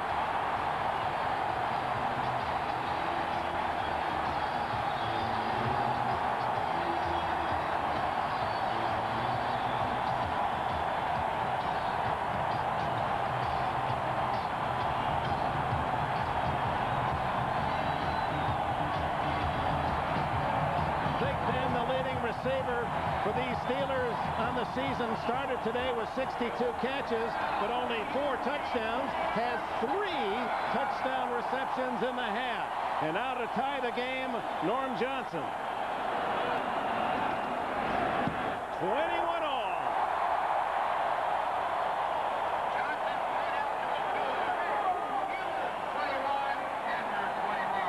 Three Cordell to Yancey Thigpen touchdown. Well, the Denver Broncos, they said, we want to make Cordell Stewart beat us throwing the football. He's doing a pretty good job so far. Single coverage outside almost every single play. Darian Gordon cannot cover the big receiver. Basically a jump ball. Perfect throw by Cordell Stewart. And I'll tell you, and again, this whole thing starts with, you look at the catch here by Yancey Thigpen, outstanding concentration, but it all starts back with the blocking. I mean, all day long, Cordell Stewart is getting nothing but time. And Greg Robinson, he's putting his corners, he's challenging them. Well, you got to cover the receivers, man for man, no help from anywhere. And right now, the Steeler receivers, especially Yancey Thigpen, is winning that battle. 3 touchdown catches for Thigpen in the opening half. And remember, as Denver takes this kickoff with 1:05 left in the half, that the Broncos have already burned 2 timeouts. Yeah, but you also have a guy by the name of John Elway. You know, we always talk about the games that he wins in the fourth quarter. Well, I'll tell you, some of those games he does a pretty good job in the second quarter. Vaughn Hebron at the 10, and Hebron cuts it up to about the 27-yard line, and Elway comes on the field with 58 seconds left in the half. Just remember one other thing, though. When Denver's had the ball, and some of the throws that John Elway has made, Phil, he's had guys open. They've dropped the ball. So it isn't a case that these guys weren't open on the Denver side. Both pass defenses are getting beaten up pretty good. A surprising offensive show in this first half at 3 touchdowns aside. Well, when you think of games like this, when the tension is high, 2 good solid football teams, I just always expect it to be low scoring. You know, who gets the break wins the game. But today, both these teams create their own scoring scenarios. Terrell Davis on first down gets nearly 5 to the 30-yard line. Elway will hurry them up there, or will he? Well, it's one of these, let's hurry up, but let's don't take any chances. If we get one solid play, then we keep going. If we don't, you start taking a chance once you get the clock on your side. Blitz, and down goes Elway as Carnell Lake. Lake, who had 3 sacks against Arizona last week, comes firing through from the corner. Well, this is why you be a little careful in your 2-minute offense at the end of the half, because you don't. Carnell Lake coming in on the blitz. Nobody sees him. John Elway sees him at the last second, or he would have been out of this game. Here he comes, untouched. But this is what you got to be careful about in these 2-minute situations. Now you're going to maybe give Pittsburgh a chance to get the ball back and score. Well, Pittsburgh took a timeout. They have 3. They took one of them. And they want to add some more time back onto the clock. They went to 34 seconds. Gives us a chance to remind you that coming up at halftime, we'll be sending you to our New York studios for the Domino's Pizza NFL on NBC halftime report. Greg Gumbel and company get you caught up on all the action from this 15th weekend of the NFL season. It's all coming up at halftime. This has been a highlight show this first half from Three Rivers. Well, remember last week, the Pittsburgh Steelers, they had 10 sacks. And guess who had 3 of them? Carnell Lake. Yeah, he had 3 of them. And that's the first sack today. Lake, the All-Pro. Elway to Davis. Davis battles out to the 27-yard line, where Mike Vrabel makes the tackle, and the second timeout spent by the Steelers to stop the clock with 26 seconds. We can update Terrell Davis's rushing in this first half. 12 carries, 48 yards for Davis. So the Steelers, that's the pro rating it, keeping him under the 100-yard mark. The Steelers tied with Jacksonville, and the Jaguars were losing at last report. 9-4 each in the Central. The Denver Broncos, whose only 2 losses have been by 3 points to Oakland and 2 points to Kansas City, but the Chiefs have played so well since October and are winning today. Should Denver lose and the Chiefs win, the Chiefs would be tied in the West, but have the advantage over the Broncos in the division. And what that does, why it's so important, it makes Denver a wild card team. You don't get the week off, and if you win the wild card game, you're going to have to go on the road at least 2 times to get the Super Bowl. Well, both teams playing to win their division. Tied at 21. 26 seconds. Here they come, and Ruin just did get that kick off. Blackwell, fair catch at the 30-yard line for Pittsburgh with 18 seconds. Randy Fuller, number 29, was in on the foot of Ruins. The question is, when you're going to block a punt, you have to take a point 3 yards in front of the kicker. And if you get to that point, you see Fuller knows he's going to hit him, so he just pulls off. Now watch where he's going. He's too far wide to the outside. He can't get to the ball. He really wasn't that close. Sure looked close at the moment, didn't it, at the moment of contact. So with 18 seconds left, what will be the thinking of Bill Cowher? Well, you know, you could take one shot and you still have a timeout, and they've had great pass protection. Why not? They're going 3 wide, one side and one to the other side. Mike Shanahan puts 2 extra defensive backs in the game. They load up on Darian Gordon's side, and now Stewart throws the other way and has a man wide open. Guess who? Thigpen, first down at the 40-yard line of Denver. 11 seconds left in the half. Well, if you're the Pittsburgh puts 3 receivers to one side, Yancey Thigpen to the top. Look at that move. Looks inside for about 15 yards, then breaks out, single coverage. Another good throw by Cordell Stewart. Hasn't he thrown the ball well this first half? We haven't seen all the Steeler games. You can't imagine him having a much better game. He's got to have over 200 yards, doesn't he? Well, we were here against Jacksonville a few weeks ago, and he threw the ball just as well then as he has today in the first half. Stewart with 227 yards in the half. 9, 8, 7 seconds. Throws underneath. Complete. Heading for the sidelines. Jones stops the clock as he goes out of bounds at the 34. 3 seconds. So at the 34, that means Norm Johnson will have to kick from 51, 52 yards, and they're going to try it. Norm Johnson's longest this year is 52.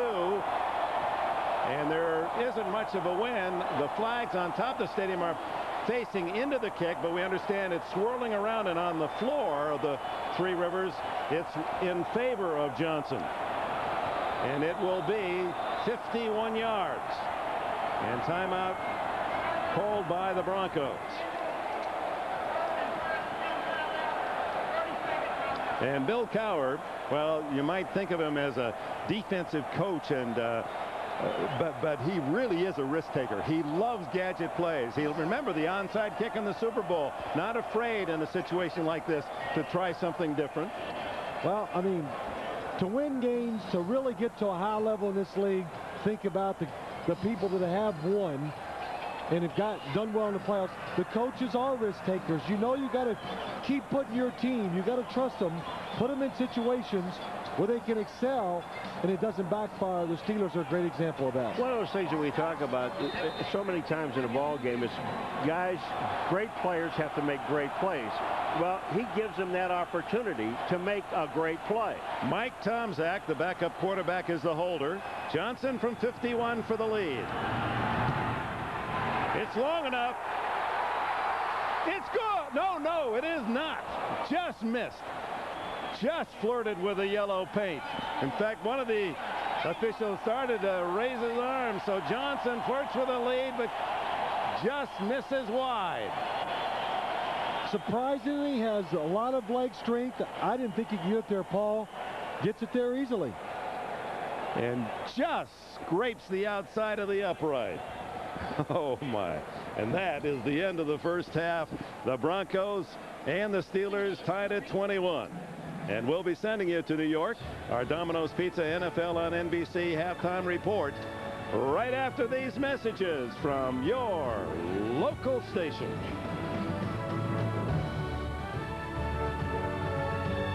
NBC Wednesday. You're going to be Third Rock twice. What does that mean? I don't know. It just caught my attention because it sounded kind of dirty. It's double Third Rockin' Wednesday. What are you doing? I'm entering the pod. 2 Third Rocks on one night. Just in time for Christmas. Yippee-yay, yippee-yay! And it's Wednesday's big moment. Are Tony and...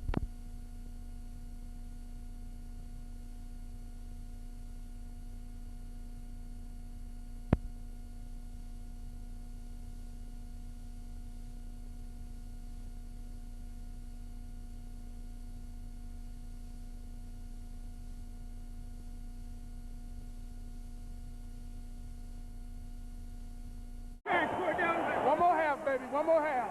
It ain't over yet. Cordell Stewart as he left the field at halftime, and here are the results of that first half. And Stewart, one of the shining stars for the Steelers, as it's tied at 21 with a 232-yard passing half. As we look at our Coors Light halftime statistics, that's less than 100 yards off his career high. Threw for 317 against Jacksonville earlier this year. It's interesting, these two teams have been terrific when they lead at halftime. The Steelers have won every game when they're ahead at halftime this year, and Denver's on a run of 18-0 when they're ahead at halftime, so it's only appropriate that they're tied at 21. We'll see. Well, one thing to have it, Pittsburgh plays extremely well here. Even the coaches told us that the last time they were here, they play well at home. And Elway said himself, we got to either win on the road now, or we're going to be on the road through the playoffs. When I look at the game in the first half, Denver, I'm interested. What are they going to do? They've got to change on defense, because they're playing. Cordell's going to have to be just throwing. That is no good. We've got to change now. Yeah, Stewart has shown that he's going to find the open receivers, and they have been wide open. And Broncos get the ball to open the second half. Vaughn Hebron, a short kickoff at the 15. And Hebron twists out to the 30-yard line. Let's go to Jim Gray. All right, Dick. Well, I talked to Bill Cowher, and he said, guys, very proud of the way we held together and stuck together. He told them as they left the locker room, we must find a way. We will find a way. If you have the desire, we will get this done. They're going to continue to throw the ball to Yancey Thigpen. Now, I talked to Mike Shanahan, very disappointed in his defensive backfield. He said that Darian Gordon will stay in the game. He's going to be challenged. We expect him to be challenged, and he's going to come up big. We're sticking with him. Dick? All right, Jim. First down, Denver. Starts the second half from the 30-yard line.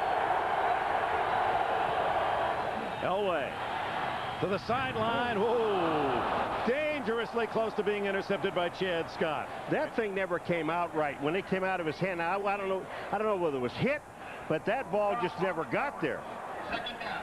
It had to get tipped to the line of scrimmage for John Elway. Single coverage outside to throw it that far behind the receiver. All right, look at it here. When this thing comes out, it just looks like it. Well, I know why now. People at his feet.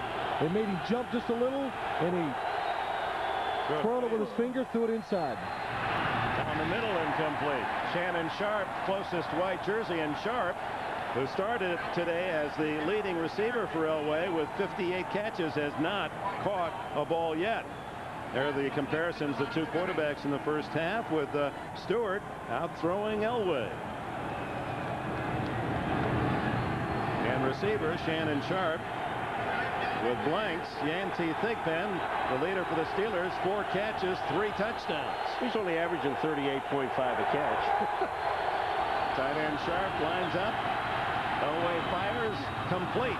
And Sharp has his first catch, and it's good for a first down out at the 46-yard line. 16 on the play. Isn't it amazing how when Dick Enberg talks about a guy, he ends up making a play? Here comes Shannon Sharp. You're not going to stay blank long. And it's a nice move that he makes, Phil, that he just slide into the open spot. That's the point, Paul. He slid into the open spot. Elway has a strong enough arm to throw it in there before the defense can react. He's closing in on a 1,000-yard season as well with 2 to play. They go to San Francisco next week and finish the season at home against San Diego. Terrell Davis drawing the crowd. Plugs for a yard or so. Earl Holmes and others in on the tackle. Hey, I heard we were talking about what an advantage it is for Pittsburgh to play here, how good they play. And I remember when Jacksonville came in here a few weeks ago, they said the same thing.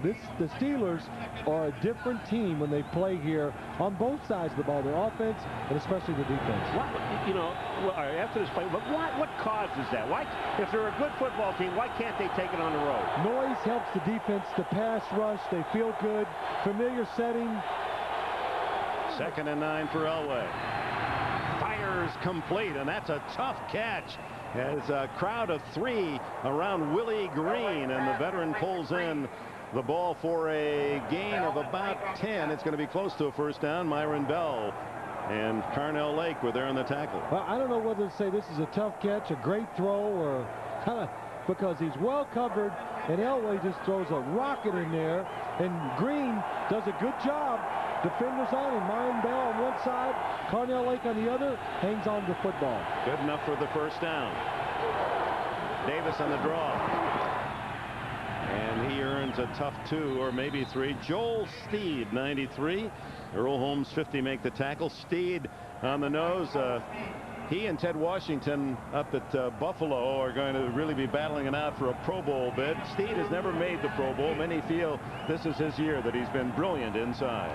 Well, they say the one thing about Steed and also Kirkland and Holmes, those three guys form a triangle in the middle of that defense, and they do a lot of stunts in a lot of games, and the guys up front say he's the best.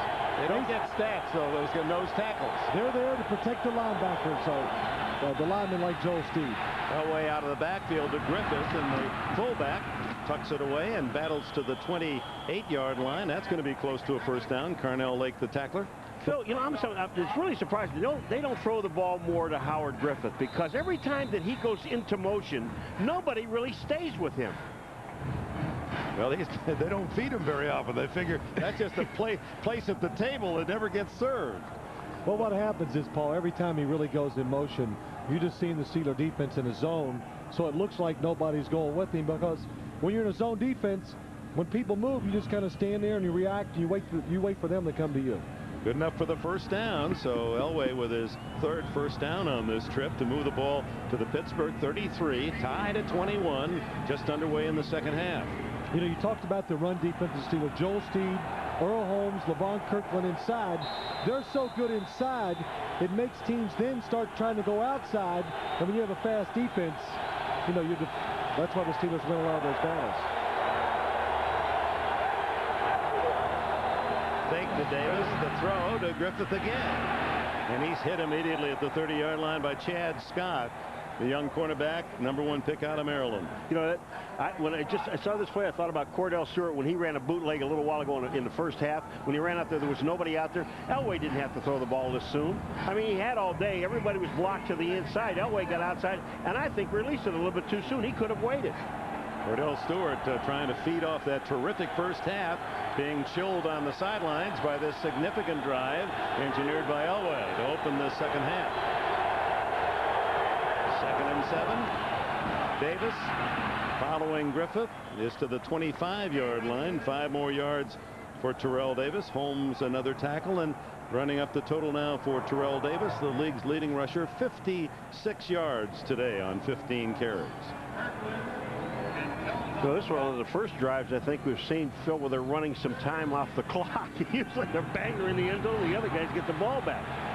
Showed you earlier that Elway has moved into a tie with Warren Moon for 4th place all-time touchdown passes. Warren Moon has just connected for Seattle to move one ahead of Elway. Davis again. Big hole. Boy, does he run hard, and a first down at the 20-yard line. He's a defiant ball carrier. Yeah, but Levon Kirkland, he's a defiant linebacker. That's what I'll tell you, Terrell Davis, when he makes the jump. Watch C99 in that picture. Watch what 99 does. Come on, Terrell. Come on, Terrell. Get over here. Watch this. Wham! Well, he's making up for that block that Terrell put on him in the first half. But it's a first down on the 5 yards by Davis at the 20. And this drive already consuming over 5 minutes.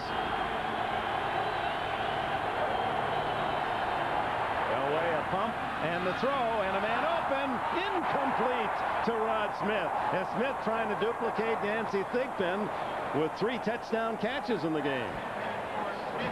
The Denver Broncos, they are doing a lot of double moves on the outside. Rod Smith, the stop and go. This is a perfect throw. Back shoulder. Rod Smith that just takes his head off his eyes off the balls at the last second. Look at him. Hits him in the shoulder. Hits him in the shoulder. But you know, watch Chad Scott. Remember we talked before, watch him. He only reacts when the receiver reacts. So Scott puts his arm up as the ball gets there. That's the way to play defense. They're working on Scott, is Elway, while Cordell Stewart picking on Darian Gordon. Davis runs into a crowd. Dante Jones leads the charge along with Kevin Henry. Yeah, Terrell Davis going in the hole. Tony Jones pulling around the right tackle. Watch the right tackle pull around Tony Jones. Terrell gets a little impatient. Get out of the way, big man. And Tony just clears a big hole for about 5-yard gain. Well, he pushed Tony through the hole. They spotted at the 17, so it's 3rd down and 7.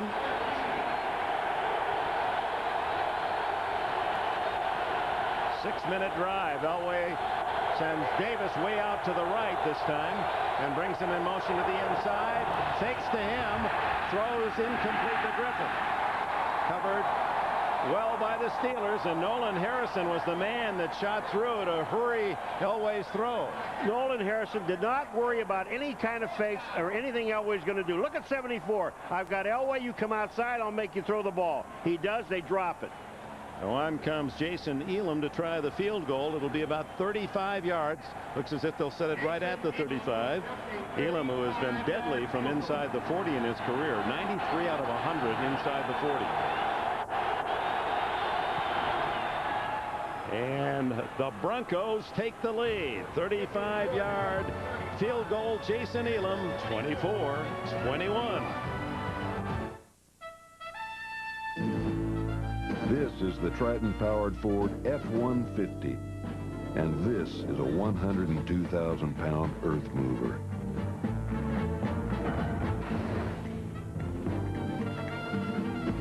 Now that's what we call taking the bulldozer by the horns. Ford F-Series, built Ford tough.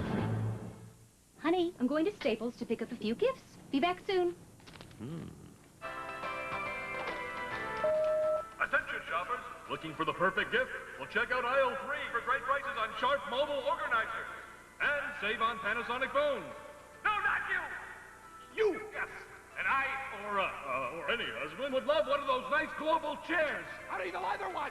Get a leather chair! For great gift ideas and over 7,000 items at guaranteed low prices at Staples. Yeah, we've got that. She always did have a unique way of expressing herself. The lines have a simple, architectural look. I've never seen anything like it. She's changed the whole category. She had a vision. American Express treats me like I'm one of a kind. If you're a card member, you're an original.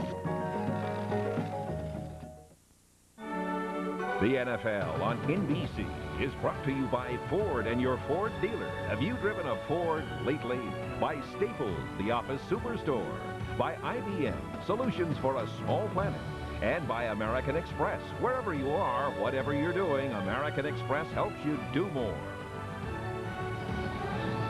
The Monongahela and the Allegheny working hard to form the Ohio again today here in the city of Pittsburgh. As we remind you tonight, it's bloopers first at 7, then a new time, Dateline, special time of 8, 7 Central, and then the movie Terminal Velocity, Charlie Sheen and Natasha Kinski, all on NBC this evening. But Dateline, a new time on this Sunday at 8 o'clock. Are you on bloopers, Paul? You should be. I mean, it just... He can have his own show. Yeah, we just kind of like it. It just goes together. Paul McGuire and bloopers. I'll do that. All right. 24-21 as Denver strikes first in the second half. Down it comes to Andre Coleman. Coleman reverses his field. Leads his blockers and makes it to the 23-yard line. 24-21, Denver leads here in Pittsburgh. We'll be right back.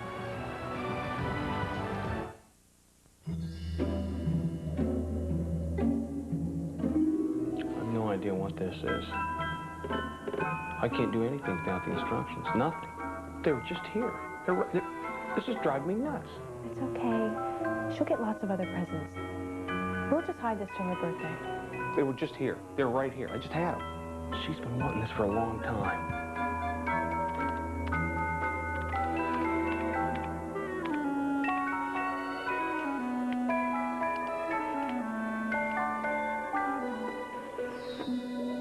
She'll be so disappointed if I only had those instructions.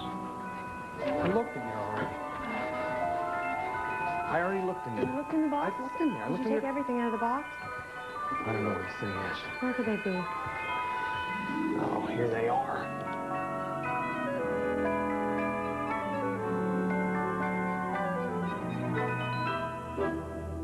Okay, Bongo, wave. Bye-bye. Bye-bye. Come on, he's never gonna get it.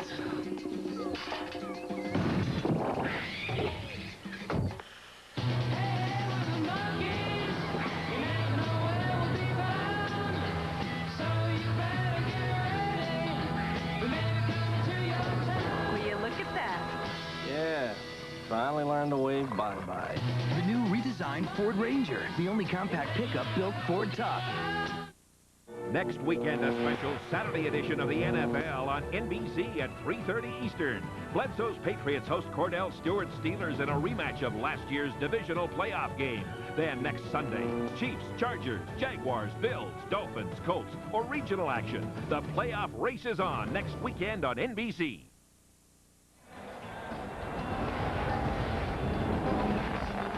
And welcome back to Three Rivers. The Steelers finally get their mitts on the ball after that 6-minute, 6-second drive by Elway, and Broncos leading to a 35-yard field goal by Jason Elam. Cordell Stewart sets up at his own 22. Johnson in motion. And Jerome Bettis off tackle. Breaking tackles out to the 29-yard line. Tim Lester, the fullback, leading the way. And the value of Lester, the fullback from Eastern Kentucky. He was a teammate of Bettis with the Rams. Look at it, 34. Blocks Atwater. 34. Off Mobley. 34. Lester seals against Mobley. No wonder Bettis took him to the Pro Bowl when he made it in 1994. He should. Any good running back, though, in the NFL, almost always, except maybe for Barry Sanders, has a good lead blocker in front of him from the fullback position. Stewart wide open as Thigpen. First down at the 44. Gordon and Atwater make the tackle, and they continue to go to Gordon's side of the field. For those of you who have not been with us, first half, Yancey Thigpen, a career game in 30 minutes. 3 touchdown catches from Cordell Stewart. 33, 69, and 20 yards for Thigpen. The one thing that people didn't see that just joined us is the moves that this guy has made. He has really gotten himself open. Thigpen from Winston-Salem State. Bettis ad-libs his way and powers out for a couple, makes at least 3 yards before Crockett and Gordon can make the tackle. Neo Smith, number 90, came over here from Kansas City. He's had a pretty good first half. He's on Jason Strelzak, went to make a move and fell down. Fell down. That's the old fall down move.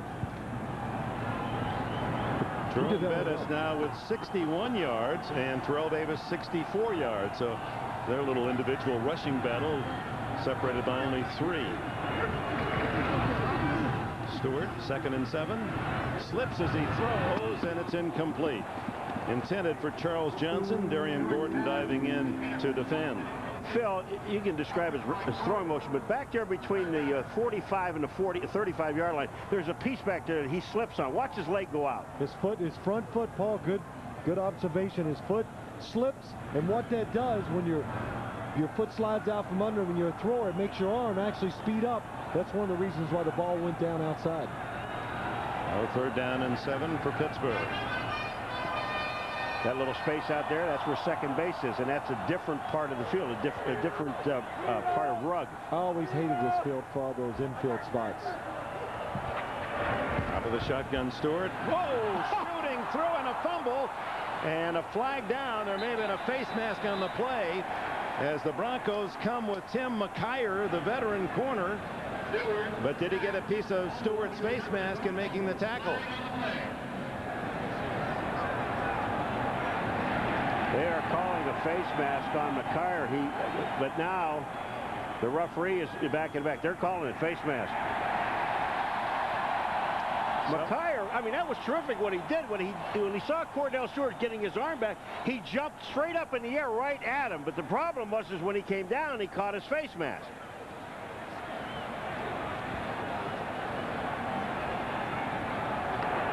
We have face mask, 5 yards on the defense. Repeat, 3rd down. So you lose the sack. They mark that off from the line of scrimmage. But watch Tim McKyer. Good scheme. Everybody occupied inside. He comes free. He has to jump because he's afraid Cordell's going to throw it.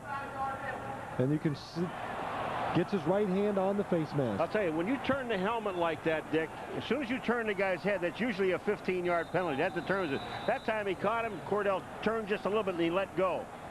It'll be 3rd down and 7 for the Steelers as the design defensively for Denver works. Well, it was a good change-up. Didn't see it in the first half. Caught the Steelers by surprise. The penalty stopped the big play for him. Stewart over the middle. Followed by the Broncos and right into the arms of Will Blackwell. First down at the Bronco 42, a 13-yard play. Well, when your passing game is hot, sometimes you got to get away with a few breaks. The ball is tipped. Glenn Cadrez tips it. Will Blackwell stays with it. What a concentration by Blackwell. It is. Oh, one hand behind him. I talked about Denver, 2 change-ups already in the second half. They blitzed, hadn't seen that one, and that time they played a real soft zone behind all the receivers, trying not to give up those big plays. First down at the 40.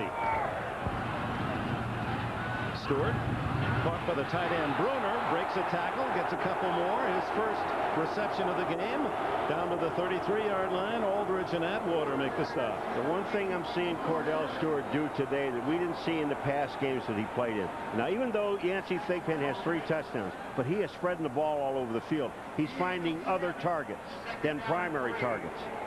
Well, when they were singled outside, Paul, when they were single-covered receivers, he's throwing to them. Now they're doubling the outside the 2 wide receivers. You got to look inside. Warner only 13 catches, but highly praised for his blocking. And he tries to seal on Lucier to the inside and does to Bettis, and Bettis denying tacklers to the 14. You know, we talk about the blocking of Tim Lester, and there's a reason for it. I mean, the guy gets out in front of Jerome Bettis. Jerome Bettis loves to follow this guy. There's excellent blocking along the line of scrimmage. Here comes Lester. You see the kick-out block he makes right there. That opens a hole for Bettis. And when Tim Lester came in yesterday, the nicest guy you ever want to see, but when he blocks, and he's right there, he just knocks him out of the hole. He get good block. Tim Lester just does a terrific job. And really, Dick, talking to him yesterday, Tim Lester said to us, you know, I don't care about carrying the ball. I only carry it 2 times.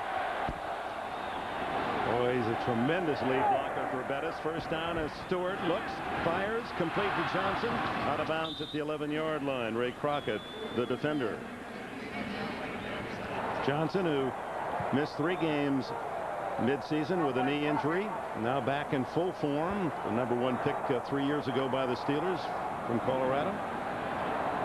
Bill Cowher said he's really watched his language since he had some problems earlier in the year. He said he was embarrassed. He apologized. And he said the worst part was when I got home, my wife, Kay, said she had to explain to my family what I said, or at least my lips were being read to say on national television. He said, I have no excuse for that, and I tend to be an example, and I'm not going to do that anymore. More power to him. And that's tough to do. It tells you a lot about Bill Cowher. He has to think about it because, Dick, we know in these games, everything is so spontaneous, so emotional.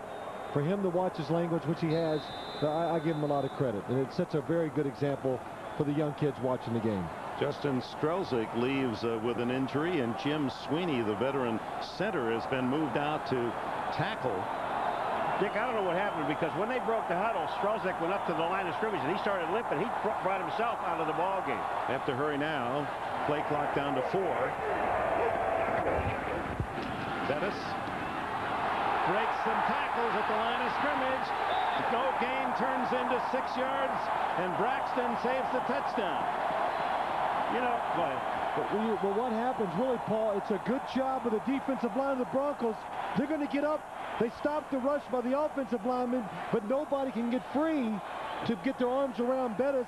He has the speed for a big man to kick it outside. And one thing that Bettis does on this play, though, he's so patient on the play. What he does, he goes up in. Keith Traylor is going off to the sidelines, but Bettis goes up into the pile. He sees there's really no place to go. So almost like he pauses for a second or so to wait to see if something on the outside, and then just slides. It's a first down just inside the 4 as Bettis' total now up to 87 yards, 36 on this drive for number 36. 24-21, Denver's tenuous lead as the Steelers trying to drive it in for the go-ahead score. This is an impressive drive.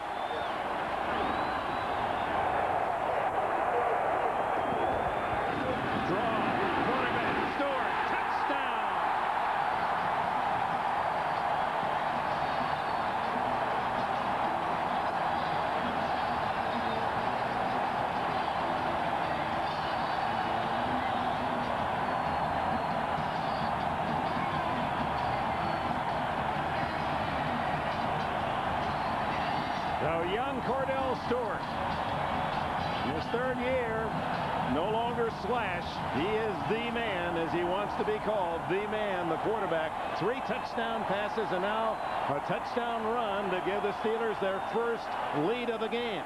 Well, he is the man. It's not even fair once you get inside the 5-yard line to defend the Steeler offense, but knowing Cordell can keep the ball too. Norm Johnson has the extra point, and Pittsburgh leads 28-24. You're watching the NFL on NBC.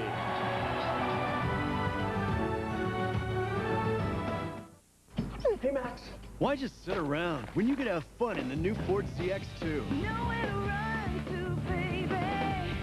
Nowhere to hide. Everywhere I go, your face I see. Every step I take, you take with me. Nowhere to run to, baby. Nowhere to hide. The new Ford CX2. Grab life by the network of the Super Bowl. You're watching the NFL on NBC. Cordell Stewart, what he basically does here, he scores on a fancy quarterback sneak. This is really getting separation from the offensive line, the quarterback. He lets everybody commit, then he shoots through the little hole for the touchdown. And the 28-24 lead. Each team has scored with their single possession of this third quarter. Broncos having to settle for the 35-yard field goal by Elam. Kickoff down to Hebron at the 6. And Hebron to the 29-yard line. Lethan Flowers securing the tackle. John Elway warms up. His turn next when we return to Three Rivers. I'm Simon Woodruff, and what I do is Yo Sushi. Technology for us is about learning our own business. Nobody in their right mind would open a restaurant if you look at the figures. We have to find a new supplier for seaweed. Just a very quickly seared tuna. I don't actually come from a restaurant background. I come with an open mind.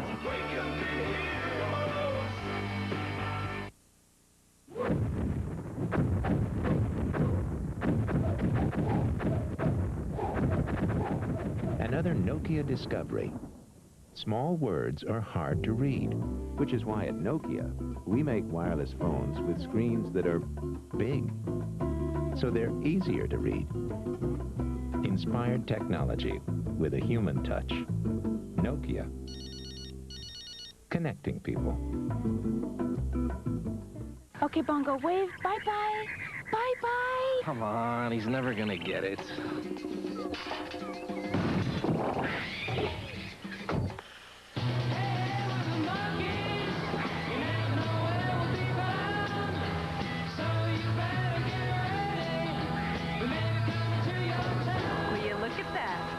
Yeah, finally learned to wave bye-bye.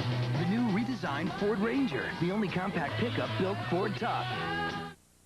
Today on the NFL on NBC, Denver's Rod Smith takes nothing for granted. I go to work daily. I don't go to work weekly or yearly. I look in my locker, hopefully my name is still there, and I figure I got another day. I started with nothing, so I can't lose. No one ever expected me to be where I am anyway. Catch a special edition of the NFL on NBC next Saturday at 3:30 Eastern. Back in Pittsburgh, a reminder, the NFL season extends to the World Wide Web on NFL.com, the league's official website. Visit NFL.com for all the scores and statistics, including a complete roundup of this weekend's scores and action. All at NFL.com. Working on Neil Smith's elbow. He's had a triceps injury. Away from his 29. Look at the time. Fires now for Smith on the deflection, picks it off, and Rod Smith, who has 2 touchdowns, is all the way to the 31-yard line. He fumbled out of bounds. Carnell Lake finally got him off the field to play. 41 yards on the play. Elway given much too much time. Well, it's a good job of the offensive line. That's where it starts, but also excellent job with the quarterback, John Elway. Buys extra time, moves around, resets, finally makes the throw down the field. Dante Jones tips it. Elway had to be upset. Should have got it over the linebacker's head to begin with. How about this? We've seen 2 tip passes today by linebackers that have ended up in long gains. First down just outside the 30. Rod Smith in motion. Reverse. Cover. Didn't come close to working. Rod Smith runs into Gilden, Jason Gilden. Let me explain something about this. Don't try to run some trick stuff against the Pittsburgh Steelers, because these guys are a disciplined defense. They stay at home. Justin Gilden up on the top. Watch this. He stays there. He just waits. Jason Gilden never moves. And if he wasn't going to get him, there were about 3 others that would have. We saw earlier they tried to play action fake one way. Jason Gilden was right there in the line of the pass. So what makes you think he's going to chase the run any farther on the reverse? He's waiting, doing a good job of staying disciplined. Jim Haslett's defense with a 9-yard loss on first down. Elway underneath, incomplete. The ball was there, but Shannon Sharp couldn't tuck it away.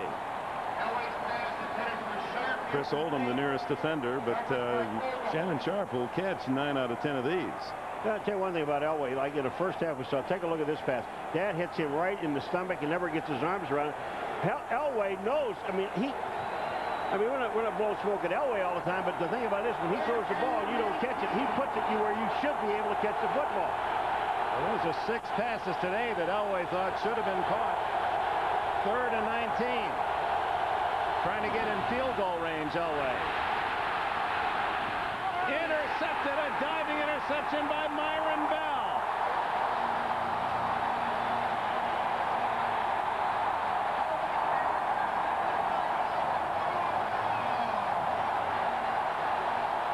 Bell, who played at Michigan State playing safety, the starter with Lake moving outside, has his first interception of the season. Myron Bell is doing an excellent job of covering Shannon Sharp today. We've seen 3 times he's cut underneath him trying to make the play. This time Elway in trouble. He makes the break, gets the interception. First interception by Elway in 191 passes. Words are the new weapons. The world's most influential man has created a lie that could destroy 2 nations. Unless someone Bond kills the story. James Bond.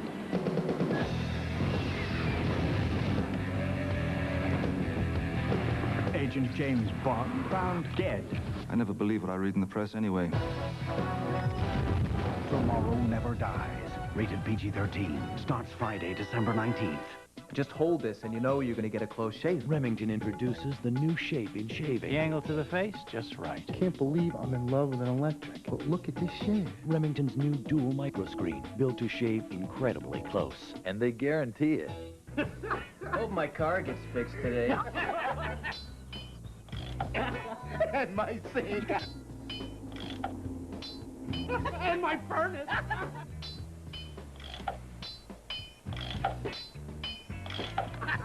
And my lawnmower. What? You idiot. You're gonna get us caught. For the great taste that won't fill you up and never let you down, Eddie! make it a Bud Light. Here's something you don't see too often. TV's funniest bloopers from TV's hottest shows. Outrageous. All-Star TV Censor Bloopers 7, 6 Central, NBC tonight.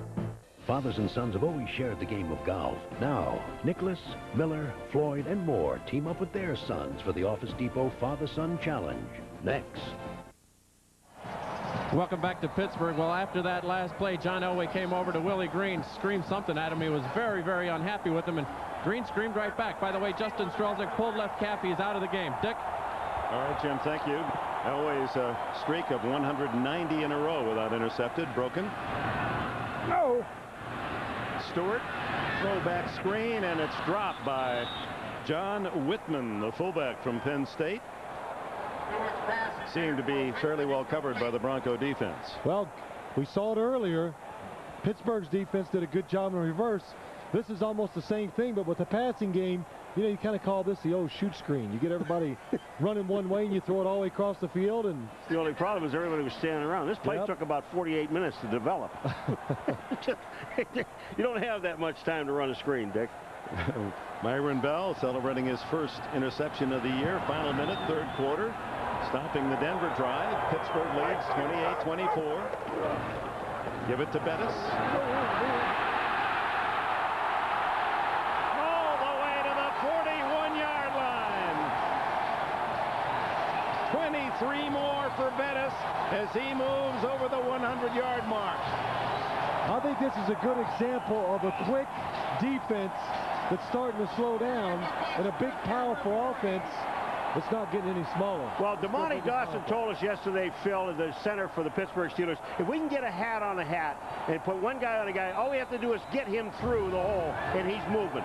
End of 3. Pittsburgh leads by 4. We'll be back after these messages from your local station.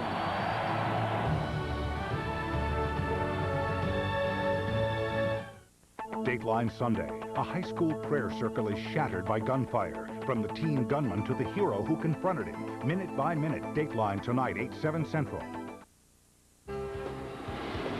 The new San Diego International Airport is really taking off. The construction and improvements are almost complete. Your airport will be better, more efficient, more pleasant, and easier to use than ever before. More signs, easy access, more parking, and a brand new terminal for the ultimate in passenger satisfaction. Your new San Diego International Airport, moving San Diego into the 21st century.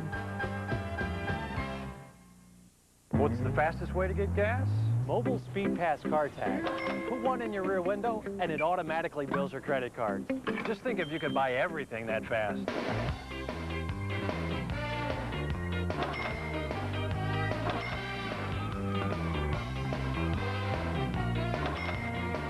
Speed Pass is easy. It's free and it's part of Friendly Serve. Only at Mobile Speed Pass. Fastest way to get gas.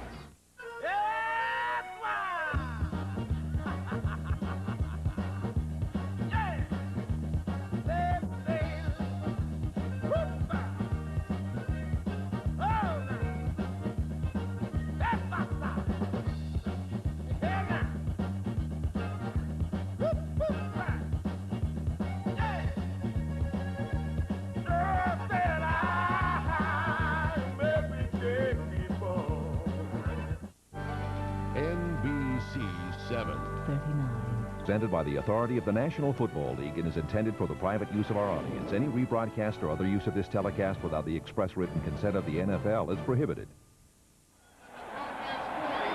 The December scene in Pittsburgh, Pennsylvania. Light snow, 28-24 Steelers. First down as we open the fourth quarter. Cordell Stewart off play action. Hit, throws incomplete. Neil Smith was the man pressuring Cordell Stewart. Let's go to Greg Gumbel in New York. All right, Dick, in Kansas City, the Chiefs are rolling it up against the Raiders. Rich Gannon rolls, stops, comes back this way. This is a 2-yard touchdown pass to Tony Richardson to boost the Chiefs to a 30-0 lead. Dick, over the last 2 weeks, the Chiefs have outscored Bay Area teams 74-9, and there's still 5 minutes and change remaining in Kansas City. All right, Greg, and they don't allow any scores in the second half. The Chiefs win how many games? Like 7, 8 games without allowing a touchdown to the opposition in the second half. Jerome Bettis, now there's the key, unable to turn running north-south, still running laterally. Then he's a different target as Keith Traylor makes the stop. Well, that's what they talk about, Jerome Bettis. If you can get him going left and right, now you have a shot at him because he's not at full power. But when Jerome Bettis finally hits the hole and his shoulders are square with the field, man, look out. Because when you take a look at it, after the hit, look at the yards he gets. Yeah, you don't want that bus to get in full gear going straight ahead, do you? Want to keep making those little soft swings. Yeah, we'll keep him in the parking lot. That's it. Not many bus stops here for the Denver Broncos. That is one. 3rd and 13. Stewart, plenty of time. Complete to George Jones. And George Jones brought down by Tyrone Braxton, the veteran safety, shy of the first down at the 36. It's 4th and 6. I think you're in the area of the field where you almost have to go for it. That was a good job of the Steeler offense. Cordell Stewart pick it up a few yards. Now you give your team a chance to go for it on 4th down. And they are going to do exactly what you said. They're going to go for it. Well, because a missed field goal, the spot would be out about the 43, 42-yard line, would give Denver much too good a field position. You might as well, you're going to fail. You might as well fail from right where the ball is spotted down. And Paul, you know how we know how your punters are. What happens? You get it on the 36, and most of the time you punt it in the end zone anyway. Well, they ran out of time, so Stewart had to use a timeout. He started to set the line. It was already at 1. 28-24 Steelers.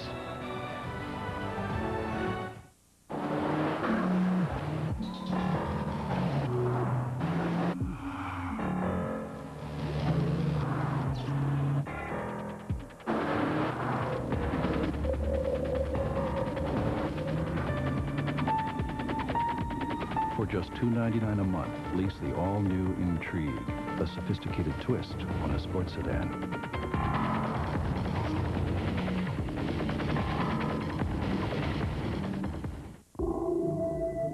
Still shaving with blades? We know how you feel about that. The Norelco Reflex Action Razor. Anything closer could be too close for comfort. If you got a beard, we've got your number.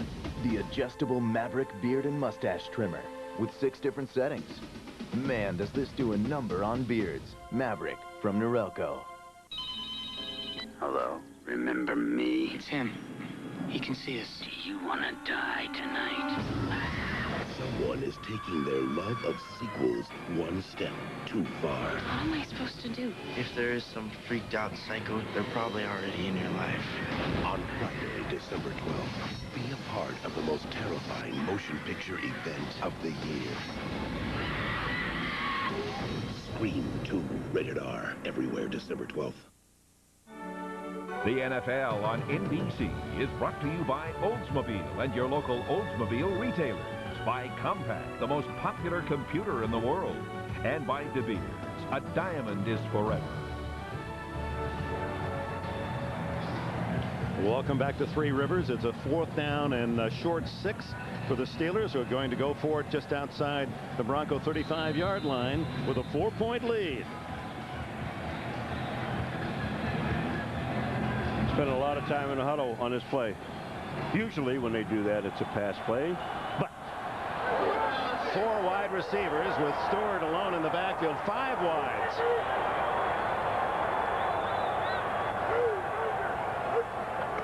Here come the Broncos. The shovel pass. And it's going to work. Courtney Hawkins, first down at the Broncos 16-yard line. You know why this worked? Cordell Stewart made it work because he waited for Hawkins to clear. Bill Cowher loved it, a 20-yard gain. He's out past the numbers. His lips go, no, I won't say that. He's got that thing going out. He gets excited. Someone gets real close, he's going to knock his chin off. Watch Cordell Stewart here, Phil. Watch him wait. He waits. He draws Atwater up, and once he gets Atwater beyond, Courtney Hawkins is wide open. It is all Cordell Stewart. That's a great call. Stewart to the sidelines, complete to Yancey Thigpen inside the 10, twisted down. Darian Gordon and John Mobley. Watch what the Steelers do on that last play, Paul. The shovel pass.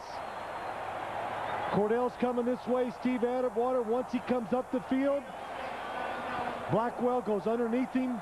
The way you have to defend that play is Steve Atwater's got to stay back and play in between because Cordell's going nowhere. But of course, you quarterbacks running the option play in pro football. That's true. That's right. Over 300 yards passing now for Cordell Stewart. Second down.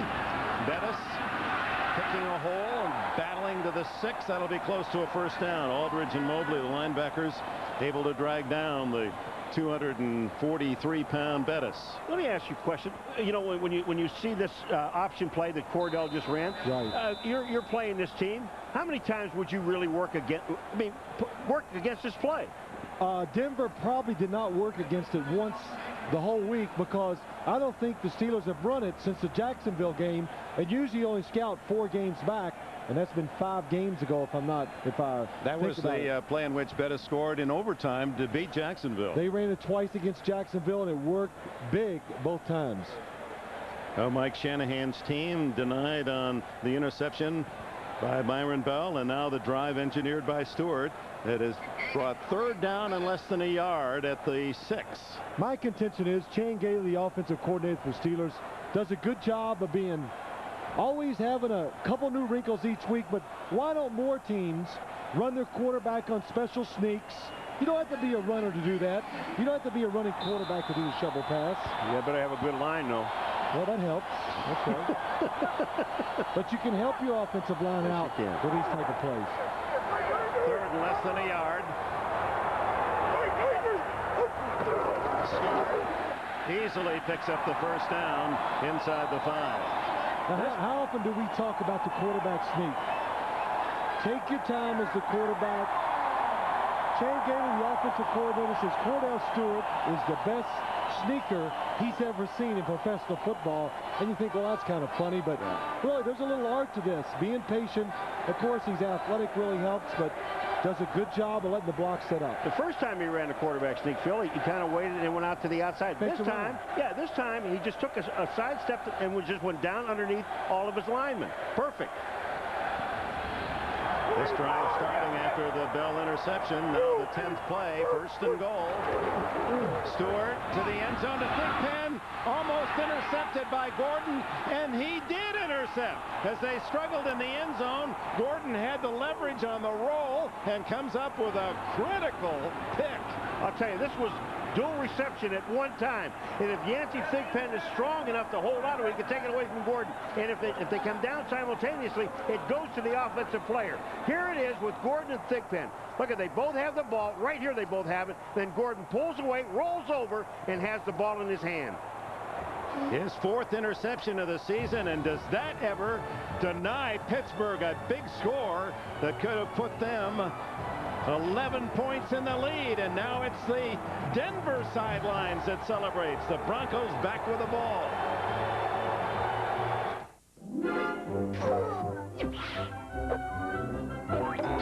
Hey guys. Need a smile? Call Domino's. Yes. A Domino's deep dish does the trick. An inch thick with cheese baked to the edges. And now with 3 toppings, $8.99. Any second, $4.99. But we deliver more than great pizza. At Domino's, we're delivering 1 million smiles a day. Will she say, I love it? You shouldn't have. It's just what I wanted.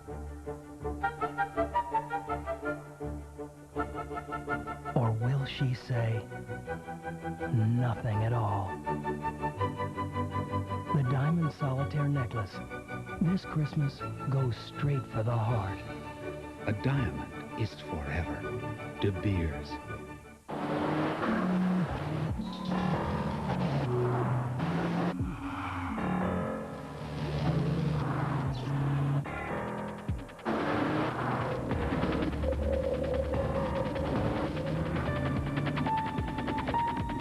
For just $2.99 a month, lease the all-new Intrigue, a sophisticated twist on a sports sedan.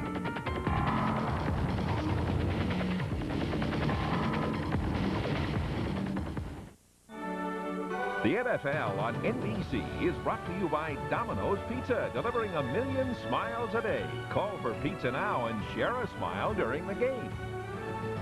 Welcome back on the touchback. Elway starts at the 20, trailing by only 4. Terrell Davis, quiet here in the second half, gains 3 into the arms of LaVon Kirkland. Well, it's been highs and lows for cornerback Darian Gordon. Here against Yancey Thigpen, and the flag flies. He quits, and Thigpen goes 69 yards for a touchdown. one of his 3.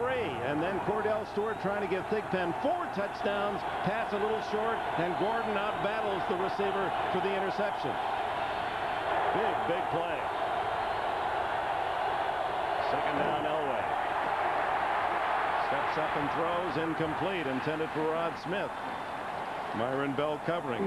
Let's take a look at other scores. Kansas City rolling against the Raiders. That game almost over already, the 2-minute mark in the 4th. The Bays, Green, and Tampa, and the Packers in the lead. New England tied for first. Jacksonville tied for first in their respective division. Patriots will see them next Saturday. The Giants continue. Jinx. Boy, that's a great job by Jim Fossil. He'll get a lot of votes for Coach of the Year. Chicago trying to upset Buffalo. Seattle and Baltimore tied. Here, 28-24. Third down, Elway. Lots of time to the sidelines, complete. First down to Willie Green. Just stationed himself, a statue on the sidelines, and Elway guns him a 13-yard pass. To throw a ball like this in the National Football League, it takes a lot of time. But watch the blitz coming inside. Here it comes. Darren Perry coming late. Look at the pickup. Shannon Sharp in the backfield does a good job. And Green going down the field, fakes like he's going long. He stops. Elway with a strong arm gets the ball before Fuller can make the adjustment. He might have yelled at Green, but he also went back to him. At the 37, Terrell Davis on the toss. Earns a hard yard into the arms of Joel Steed. Let's go to Greg Gumbel. All right, Dick, for Pittsburgh fans, the news is still pretty good out of Jacksonville. Mark Brunell, second time today, a touchdown pass to Keenan McCardle. This one good for 12 yards, but they go for 2 to try to pull to within 8. The pass to Willie Jackson falls harmlessly to the turf. It's a 23-13 lead for the Patriots. Just over 5.5 to play in regulation, Dick. You know, you've never said that. Harmlessly to the turf. Gonna borrow it, though. Everything's free. Yeah, that's right. Elway on 2nd and 9. Hit from behind as he throws, incomplete. Howard Griffith was in the area. Dante Jones, it appeared, got in behind Elway. Well, they're coming on another blitz. Dante Jones, number 54, keeps working. It's a good job because Howard Griffith is out in the flat. Nobody covered him coming out of the backfield. Boy, I tell you, Howard Griffith, if he catches the ball, he picks up 30 yards because there is absolutely nobody out there. Elway did not have time to throw. Elway harassed, but not heavily by this pressing defense in Pittsburgh. Third down. Patiently waits and throws incomplete. Carnell Lake on Patrick Jeffers, and now a late flag. This was thrown by the back judge, and I'm talking about way downfield. You know what, though? What always alerts me right away, and I don't know if he interfered or not because I couldn't see, but Carnell Lake, as soon as the ball was thrown and went by him, he raised his hands up. And that tells you he did it. Well, that makes me illegal contact on the defense, number 37, 5-yard penalty, automatic first down. See, that's not pass interference. If it's pass interference, is that where the ball is to be caught. Look down at the bottom of the screen. Well, they're booing that because there's, you know, even on the scoreboard up here, they're seeing the end of it. But it was a holding call. You can't grab the guy. So the first down extends the drive for Denver at the 43. 8 minutes, 45 seconds left, and Elway guns a long bomb for Smith. Incomplete, off the fingertips at the 12-yard line. And does he, in the last 3-4 steps, break away from defenders? We've seen it all day. They seem to have him well covered. And look at this. Well, you know, from up here, it looks like there's no way he can get to this ball. Not from what you're seeing, but from what we see. And it looks like, and all of a sudden, he just outruns the football and almost made the grab. How many of those have we seen today where the ball is in the receiver's hands, but they can't quite come up with the catch? Elway this time, well, he goes, well, I've seen it all day. He doesn't get too excited about it. Second down, 10. 28-24, Pittsburgh leads. Incomplete through the hands of Shannon Sharp.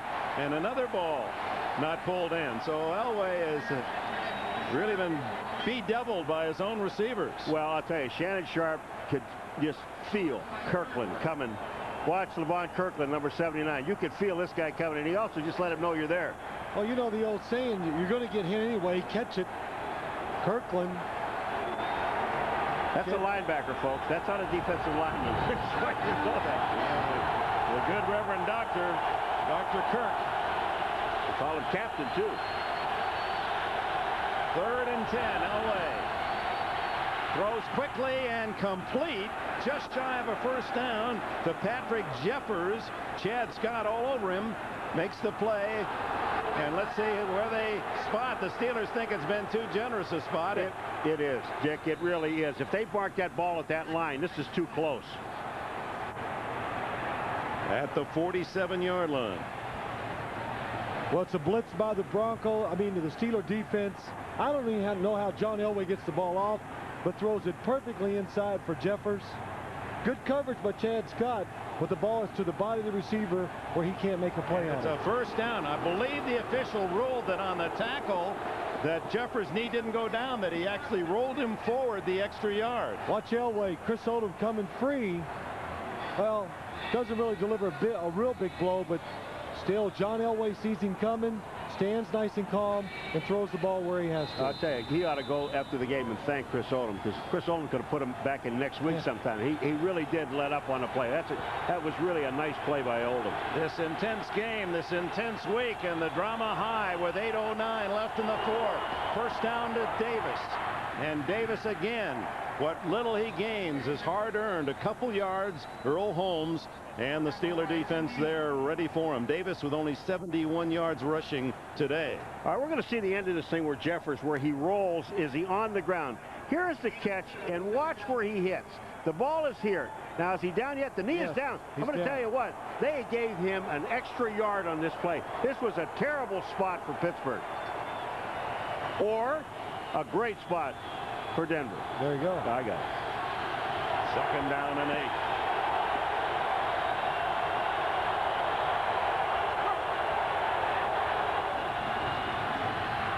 Elway scrambles. And Elway dives for a first down inside the Steeler 35-yard line. And at 37 years of age, Elway over 200 yards rushing again this season. All right, Phil, no place to go. But you know what's interesting on the end of this play? Elway doesn't slide, folks. Watch this. He goes head first. Look where he hits, and look where they mark the ball. Because he is not down, he's not touched. Watch this. The ball hits there. Now watch where the mark is. It's right there is where they mark the ball. That's right. Head first. You got to touch him for him to be down. The 31-yard line, 14 on the play. Davis. And they can't spring Terrell Davis. The Steeler defense has been tough all day. Nolan Harrison this time got to him first with Earl Holmes in on another tackle. 75 yards for Davis today. He's been held under 100 only 3 times all year. 79 Atlanta allowed, then the Raiders 85 and Raiders 69 had his number in both games. Yeah, the Raiders, the worst in the league. Stopping the run, but they do it to Terrell Davis twice. The best rusher in the league. 2nd down and 6. Elway dumps it off to Terrell Davis. And he's tackled immediately at the 27-yard line by Kevin Henry. Well, there's a guy you're talking about, that Kevin Henry. What a year he is having. Even Bill Cowher said about it. Jim Haslett? No touchdowns allowed in the last 5 games in the final quarter. 28-24.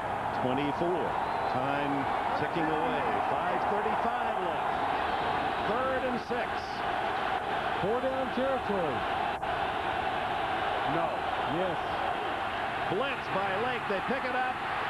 And now Elway in trouble. Lake on the second effort with a sack. Now it may be 4-down territory. Oh, no, it's not. No.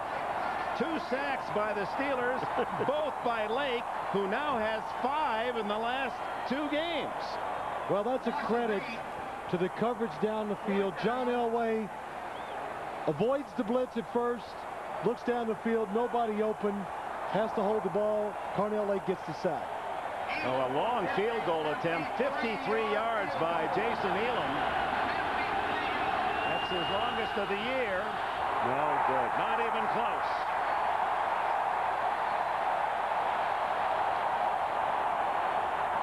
Steelers lead remains 4. Carnell Lake up top, comes on the blitz. Elway steps up. Terrell Davis gets a piece of him, pushes him behind. But Carnell Lake says, comes back to me. Here's this ball. Does it get down? Rowan does really. He gets it down, just never hits it.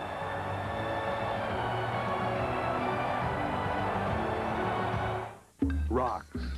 Some people skip them, stack them, or just plain ignore them. But then there's these Texaco people. They love the darn things. Obsess over them. Go to the ends of the earth to find them. They study them. They scan them. Even taste them. Why? You find the right rocks. You find the energy the world needs to keep on running. Texaco, a world of energy. Winter in New England. Virginal, untouched, undisturbed. The way it was meant to be. Let's rip it.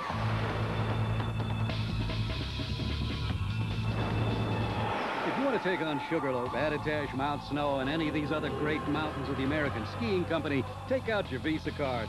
Because none of the ticket windows at these 6 mountains take American Express. Visa, it's everywhere you want to be. This year, Buick introduced 3 more impressive new cars. Powerful, stylish, comfortable. New cars well worth celebrating. And that's what we're doing with Buick's 3-way celebration. Now there are 3 different ways to celebrate. Choose 2.9% APR GMAC financing on every 98 Buick. Or choose low GMAC lease payments. Or take advantage of special cash offers on select models. 3 ways to celebrate, 1 place. Your Buick dealer. During Buick's 3-way celebration. But hurry, it ends soon. John Elway, the master of drives late in the game, hopes he gets another chance. But his team missing a field goal has presented the Steelers with great field position at the 43.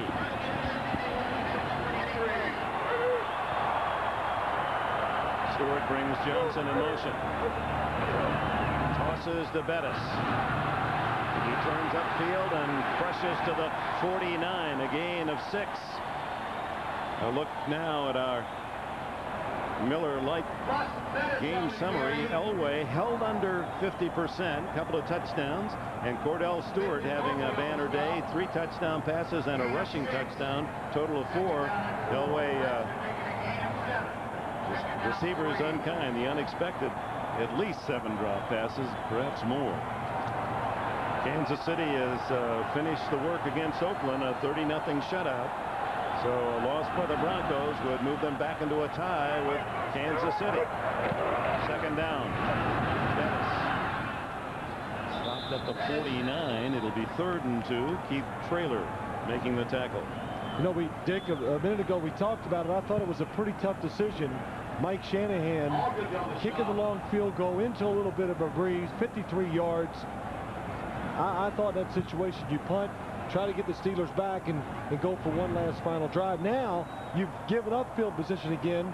When you get it back, you're going to be backed up and you have to have a long drive. And it is, because even if the Steelers don't make this first down, if they punt, they're going to make you at least go 80. And if they make the first down, they're going to chew up more clock. It's down under 3.5 minutes. 3rd and 2. Offside Denver. They got the first down anyway. Play, and George Jones has the first down inside the 45 to the 42. Neil Smith looked as if he lurched offside. Well, they'll take the play on this because they'll get 1 yard more on the play than they would on the other. Or 2 yards more.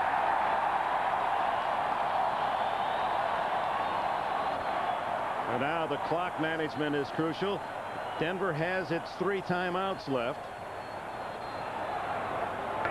Offsides on the defense, number 93. Penalties decline. First down. They call it on Traylor. Appeared to be Neil Smith who bumped offside. Right on the top side. There's offside. That's Neil Smith. The Steelers do such a good job on 3rd down. They're the best in the National Football League at picking up 3rd downs. And that was a good example. You think they're going to throw, Cordell's going to run, they do a toss to the outside, pick up 5 or 6 yards. Bettis gets a yard when most backs would have lost one. Yeah, but Steve Atwater is on a blitz, and he's the guy that came in and just jammed it up in the middle.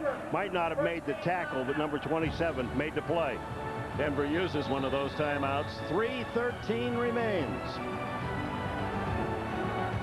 This year, Buick introduced 3 more impressive new cars. Powerful, stylish, comfortable. New cars well worth celebrating. And that's what we're doing with Buick's 3-way celebration. Now there are 3 different ways to celebrate. Choose 2.9% APR GMAC financing on every 98 Buick. Or choose low GMAC lease payments. Or take advantage of special cash offers on select models. 3 ways to celebrate, 1 place. Your Buick dealer. During Buick's 3-way celebration. But hurry, it ends soon. You've been quiet. I was talking to Ockpick. Ockpick? He's an Inuit. An Inuit, huh? He lives a long way away. Well, so how do you talk to him? With this. Tell Ockpick hello. Okay. With the easy access button on the new compact Presario, we're changing the way you get on the internet. The compact Presario 4800 series with Intel Pentium 2 processor.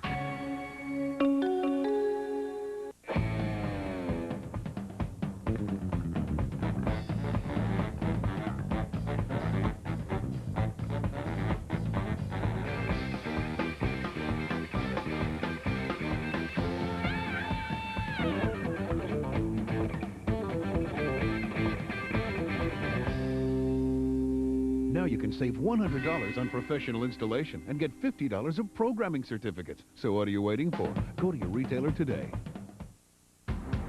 He was framed for her murder. The woman you saw falling wasn't me. He can prove his innocence. Come back from the dead if he can keep her alive. Where is she? Charlie Sheen, Nastasia Kinski, the network premiere. Terminal Velocity, 9/8 Central, NBC tonight. Parental discretion advised.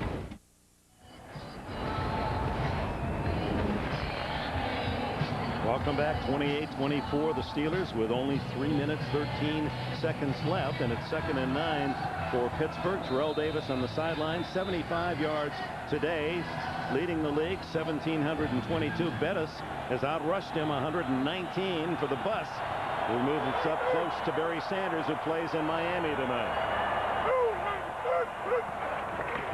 Stewart rolling, looking, gonna run it. Hit out of bounds at the 38-yard line. Bill Romanowski made the tackle. As the ticker goes through, some significant playoff news goes with the results. Kansas City now has assured a playoff spot with their 11th win, impressively over the dying Raiders. And Green Bay, with that win at Tampa Bay, clinches the Central NFC and a bye, first-round bye in the playoffs. Big win for the Packers. Yeah, it's too cold to go anywhere, though. Jacksonville not out of it yet, down only 6 to New England as they try to keep pace with these Steelers. New England in that 3-way tie in the AFC East. Giants, that's big, at Philadelphia. They're doing something I could never do, is win a game in Philly. I'll tell you what, they are really playing some strong defense, the Giants. And getting enough offense to win football games.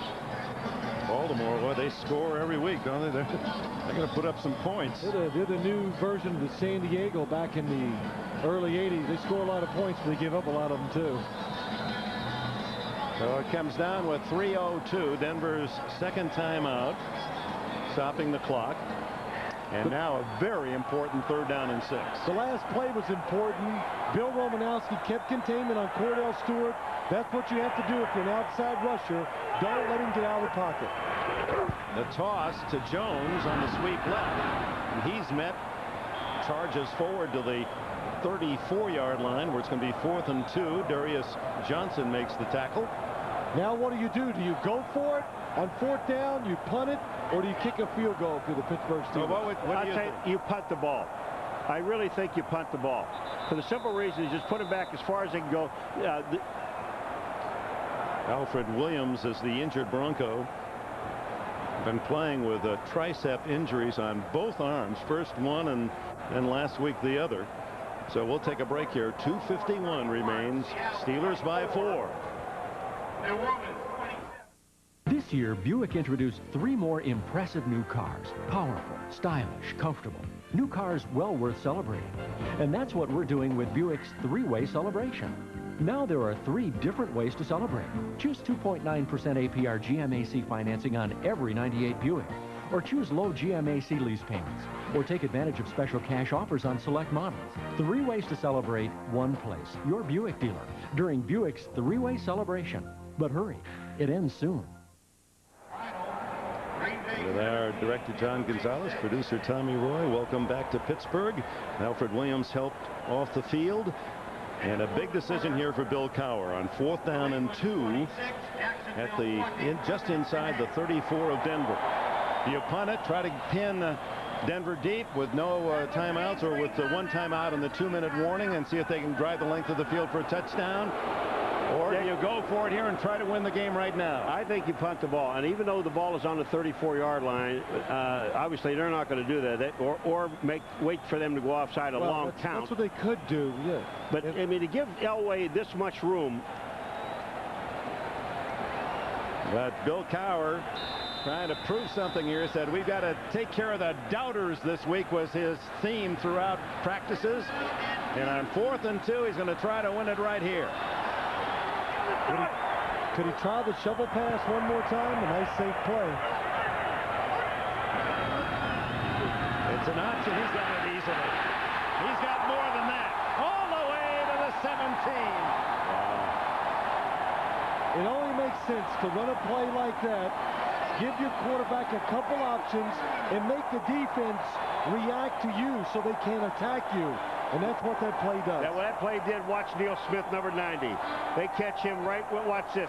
He can't go anywhere. He goes inside to take the runner. There's nobody to the outside to take Cordell. Mobley is the linebacker that has to be out there to make the play. They don't do it, and Cordell Stewart, this game is over. Timeout called Denver. Oh, Bill Cowher. I wonder if he's ever hit anybody with that chin. Hold on to the ball, he says, with 2:17 to go. You think he's ever hit anyone with that chin when he played? That could be a weapon. Well, the jaw had some success. Don Shula, maybe this is the year of the chin.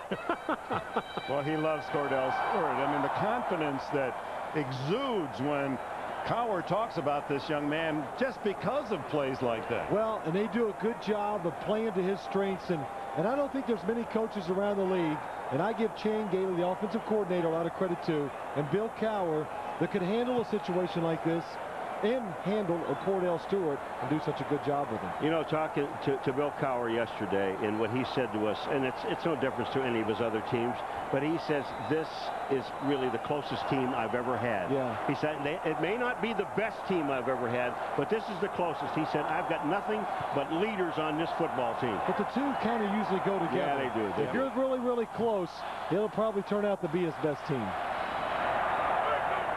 First down from the 15.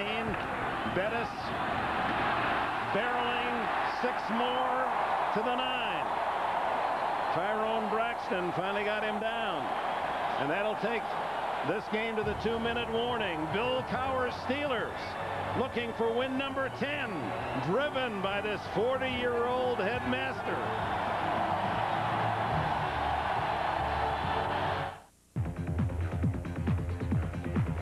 Ever since I can remember, Jake did things his own way. Nobody believed him when he said he was going to surf the mountain. Snowboarding will never be as popular as skiing. Yeah. Why do I use the car? I spent my whole life doing things my own way. American Express never questioned it.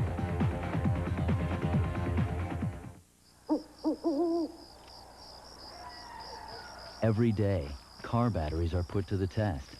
Thanks for the nightlight, Dad. And every day, one battery lives up to its name.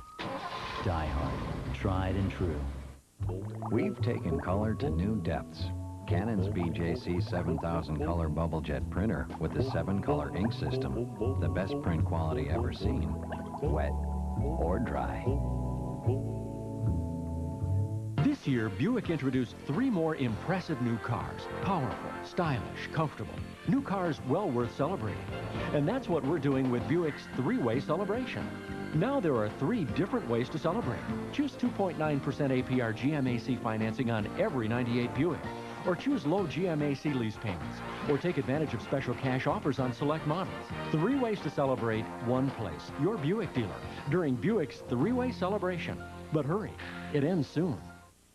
Dateline Sunday at 8/7 Central. A Kentucky high school prayer circle is shattered by gunfire. I told him to put down the gun, to, stop shooting people. From the teen gunman to the hero who confronted him. And he said, I can't believe I did that. And then he asked me to kill him. How could this happen? Do you forgive him? Minute by minute. Dateline tonight, 8/7 Central. They're on their feet and roaring here for 2 reasons. The Steelers lead, and the score has just been announced that New England has defeated Jacksonville 26-20. So a win moves Pittsburgh into sole possession of the Central Division. It's 2nd down and 4 at the 9-yard line of the Broncos. 2 minutes to go, and Denver with only 1 timeout. Check that, no timeouts now. They have used all 3. Turn drive, 8 straight rushes for 48 yards. Stewart with a key 4th down rush, but it's Bettis the workhorse. He'll get it again. No, Stewart, touchdown!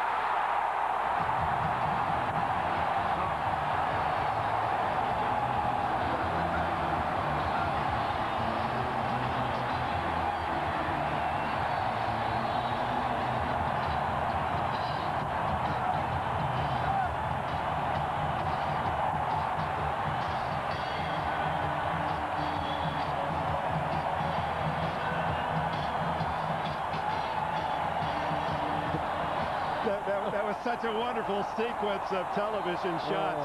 You had the remarkable Cowher, a special teams player when he was in the NFL, wild with emotion, and hired by the placid, calm Dan Rooney. A Rooney smile is like cartwheeling the 100 yards of the stadium here at Three Rivers. Cordell Stewart, a 5-touchdown game, 3 passes and 2 runs for this incredibly talented young man. Well, it is a little quarterback sneak with the defensive line taking chances, trying to get to the backfield, make a play. Nobody there to look after the quarterback. And just like I was saying, I just assumed Bettis would get the ball. Yeah. And so did the Broncos. And here comes Bill. Watch out. Watch out, he might want to kiss you. That's it. Don't let him kiss you, but that's okay. I mean, I think it's pretty exciting and extraordinary, really, that the head coach just lets his emotions go, and just lives along with the players and enjoys it. There's the owner, Dan Rooney, with that's big emotion from him. I'll tell you, every one of these guys in this team, when you talk to them about Bill Cowher, the first thing they do is smile because they know that he's into the game with them. Well, the Steelers down 21-7 in the first half have come back to take a commanding lead, 35-24. Hebron on the kickoff and gets it out to the 24-yard line with 1:51 left and time for another update. All right, Dick, and there's more good news for Steeler fans from Jacksonville. 26-20 New England, last play of the game. Mark Brunell launches from about his own 30-yard line. This one will come down between the goal line and the 5, and it is batted down. That's how it ends. New England breaks the Jaguars' 13-game home winning streak, and the Patriots host the Pittsburgh Steelers next Saturday here on NBC, Dick. That's going to be another terrific game next Saturday. Late game, 3:30. It'll all begin. These Steelers at New England. Elway, a little screen to Terrell Davis. Davis heads for the sidelines and is assisted by Darren Perry. No, they're going to say wind the clock, that he made contact, but they stopped the play. They say stopped his forward progress in the field of play, pushed him back. Clock does not stop. 129, 128. It's Jason Gilden assisting the head linesman, trying to get the ball respotted after one of the Steelers accidentally kicked it. No flag as Elway throws over the middle, incomplete to Jeffers. So with the injury to Ed McCaffrey, Patrick Jeffers seeing more duty than he has all year. McCaffrey caught 40 balls this year. Hamstring injury, unable to start today. In fact, did not suit up. Another drop ball. I thought maybe the Denver Broncos, their defense, had kind of fixed some of its problems. I thought up front, they've gotten a little stronger. They could maybe stand in there against a powerful team. But as we saw today, as time goes on, a big, powerful running team is just going to start wearing out a smaller defense. Elway throws incomplete to Sharp. Elway very close to passing the line of scrimmage, but saw the yardsticks and then tried to feed it to his tight end, who's had a quiet day, Shannon Sharp. Yeah, he has. But you know, when you're talking about this Pittsburgh Steelers offense, you talk about Bettis and Cordell. But the one thing that you mentioned right at the beginning of this game, Phil, is the offensive line. This offensive line lines up. They're really not a hidden agenda with these guys. They kind of let you know exactly what they're going to do, and they get the job done. Yes, you do have that big guy banging in the back of you, Bettis. But I'll tell you what, this offensive line does a great job for this team.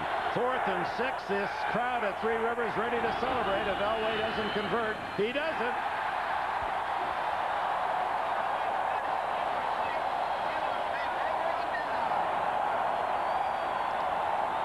The Steelers take over on downs. Well, Elway does the right thing in that last drive. Don't get hurt. That's true. That's it. You know, they're blitzing. The game is over.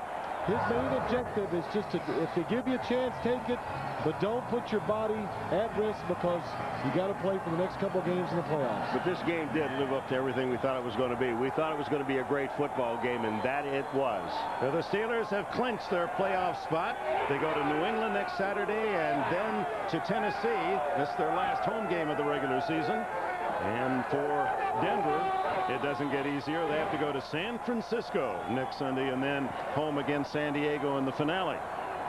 And it's the first time that the Broncos will look up at the scoreboard and say, boy, we just barely lost. The other two defeats by 2 and by 3 points to Kansas City and Oakland. Kneel down by Stewart. In a game like this, when you look at the film, there's a lot of if we'd have done this and if we'd have done that. Well, you know what? I don't think so. I believe you look at the film and you go, man, they were just stronger than we were today. That was my sensation watching the game. The Steelers were bigger and stronger, and that's why they won. Yeah, but don't you think Denver up 21-7? I mean, they had a chance to maybe put this team away and didn't do it. There were some dropped passes. Dropped passes, but Denver, to control the game, had to gamble on defense up front.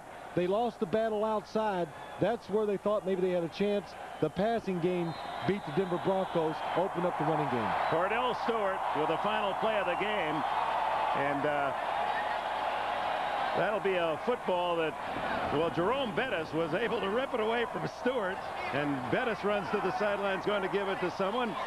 I think Cordell wanted that one for his dad. Two outstanding teams. Two teams will be in the playoffs. Two teams, like so many in the league, capable of going a long way once they get there. Let's go to Jim Gray. All right, thank you very much, Dick. Cordell Stewart getting congratulated by the Broncos. Congratulations, you're in the playoffs.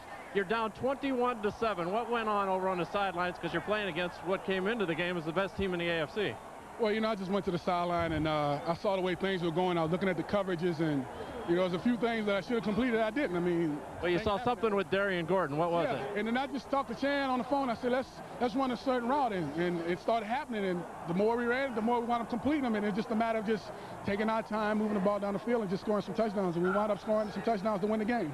How did you find your composure? Because Bill Cowher said there's got to be a way. We will find a way. How did he calm you down? Well, you know, it was just the thing I had to deal with. It wasn't the coaches telling me just to go out and relax. I mean, because they tell me that every week.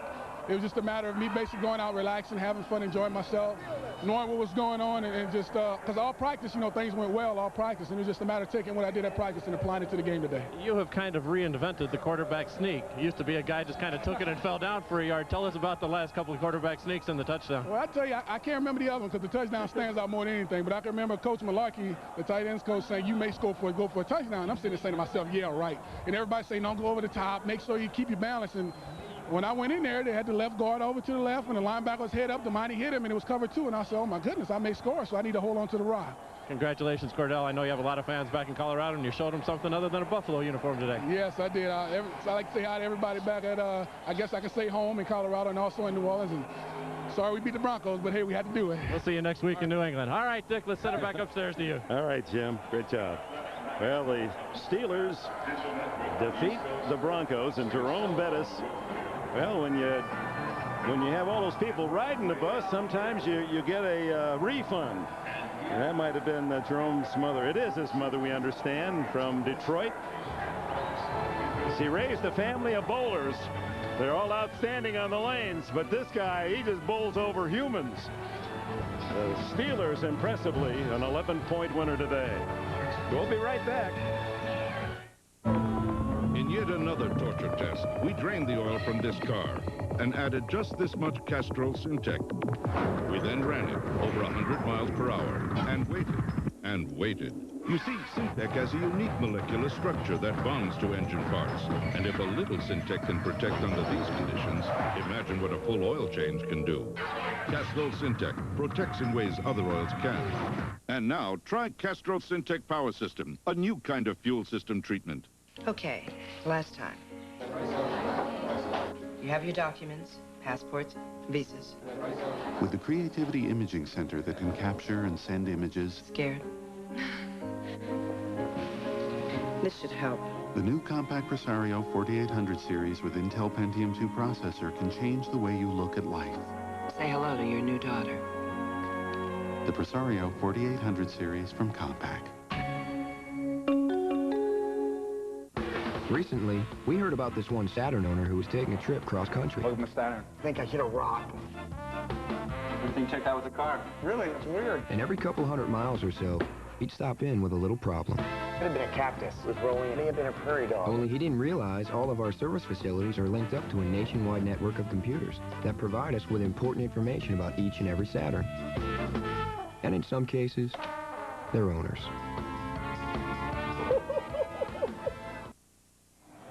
Once again, the final score, Pittsburgh 35, Denver 24. NBC Tonight kicks off with bloopers, followed by Dateline. Special time now, 8 o'clock, 7 Central.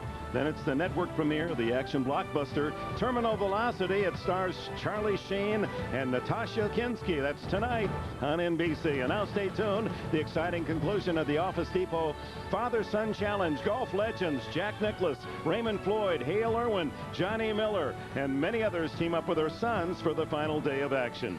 For Phil Sims, Paul McGuire, and Jim Gray, this is Dick Enberg. So long from Pittsburgh. You've been watching the NFL on NBC, Network of the Super Bowl. Here's something you don't see too often. TV's funniest bloopers from TV's hottest shows. Outrageous. All-Star TV Censor Bloopers 7, 6 Central, NBC tonight. Free time is a precious thing. Time where you can do the stuff you want to do. Which is why with GM Buy Power, you'll find a great low price on the car you want most. Every day of the year. So you can shop when you want to, instead of when we want you to.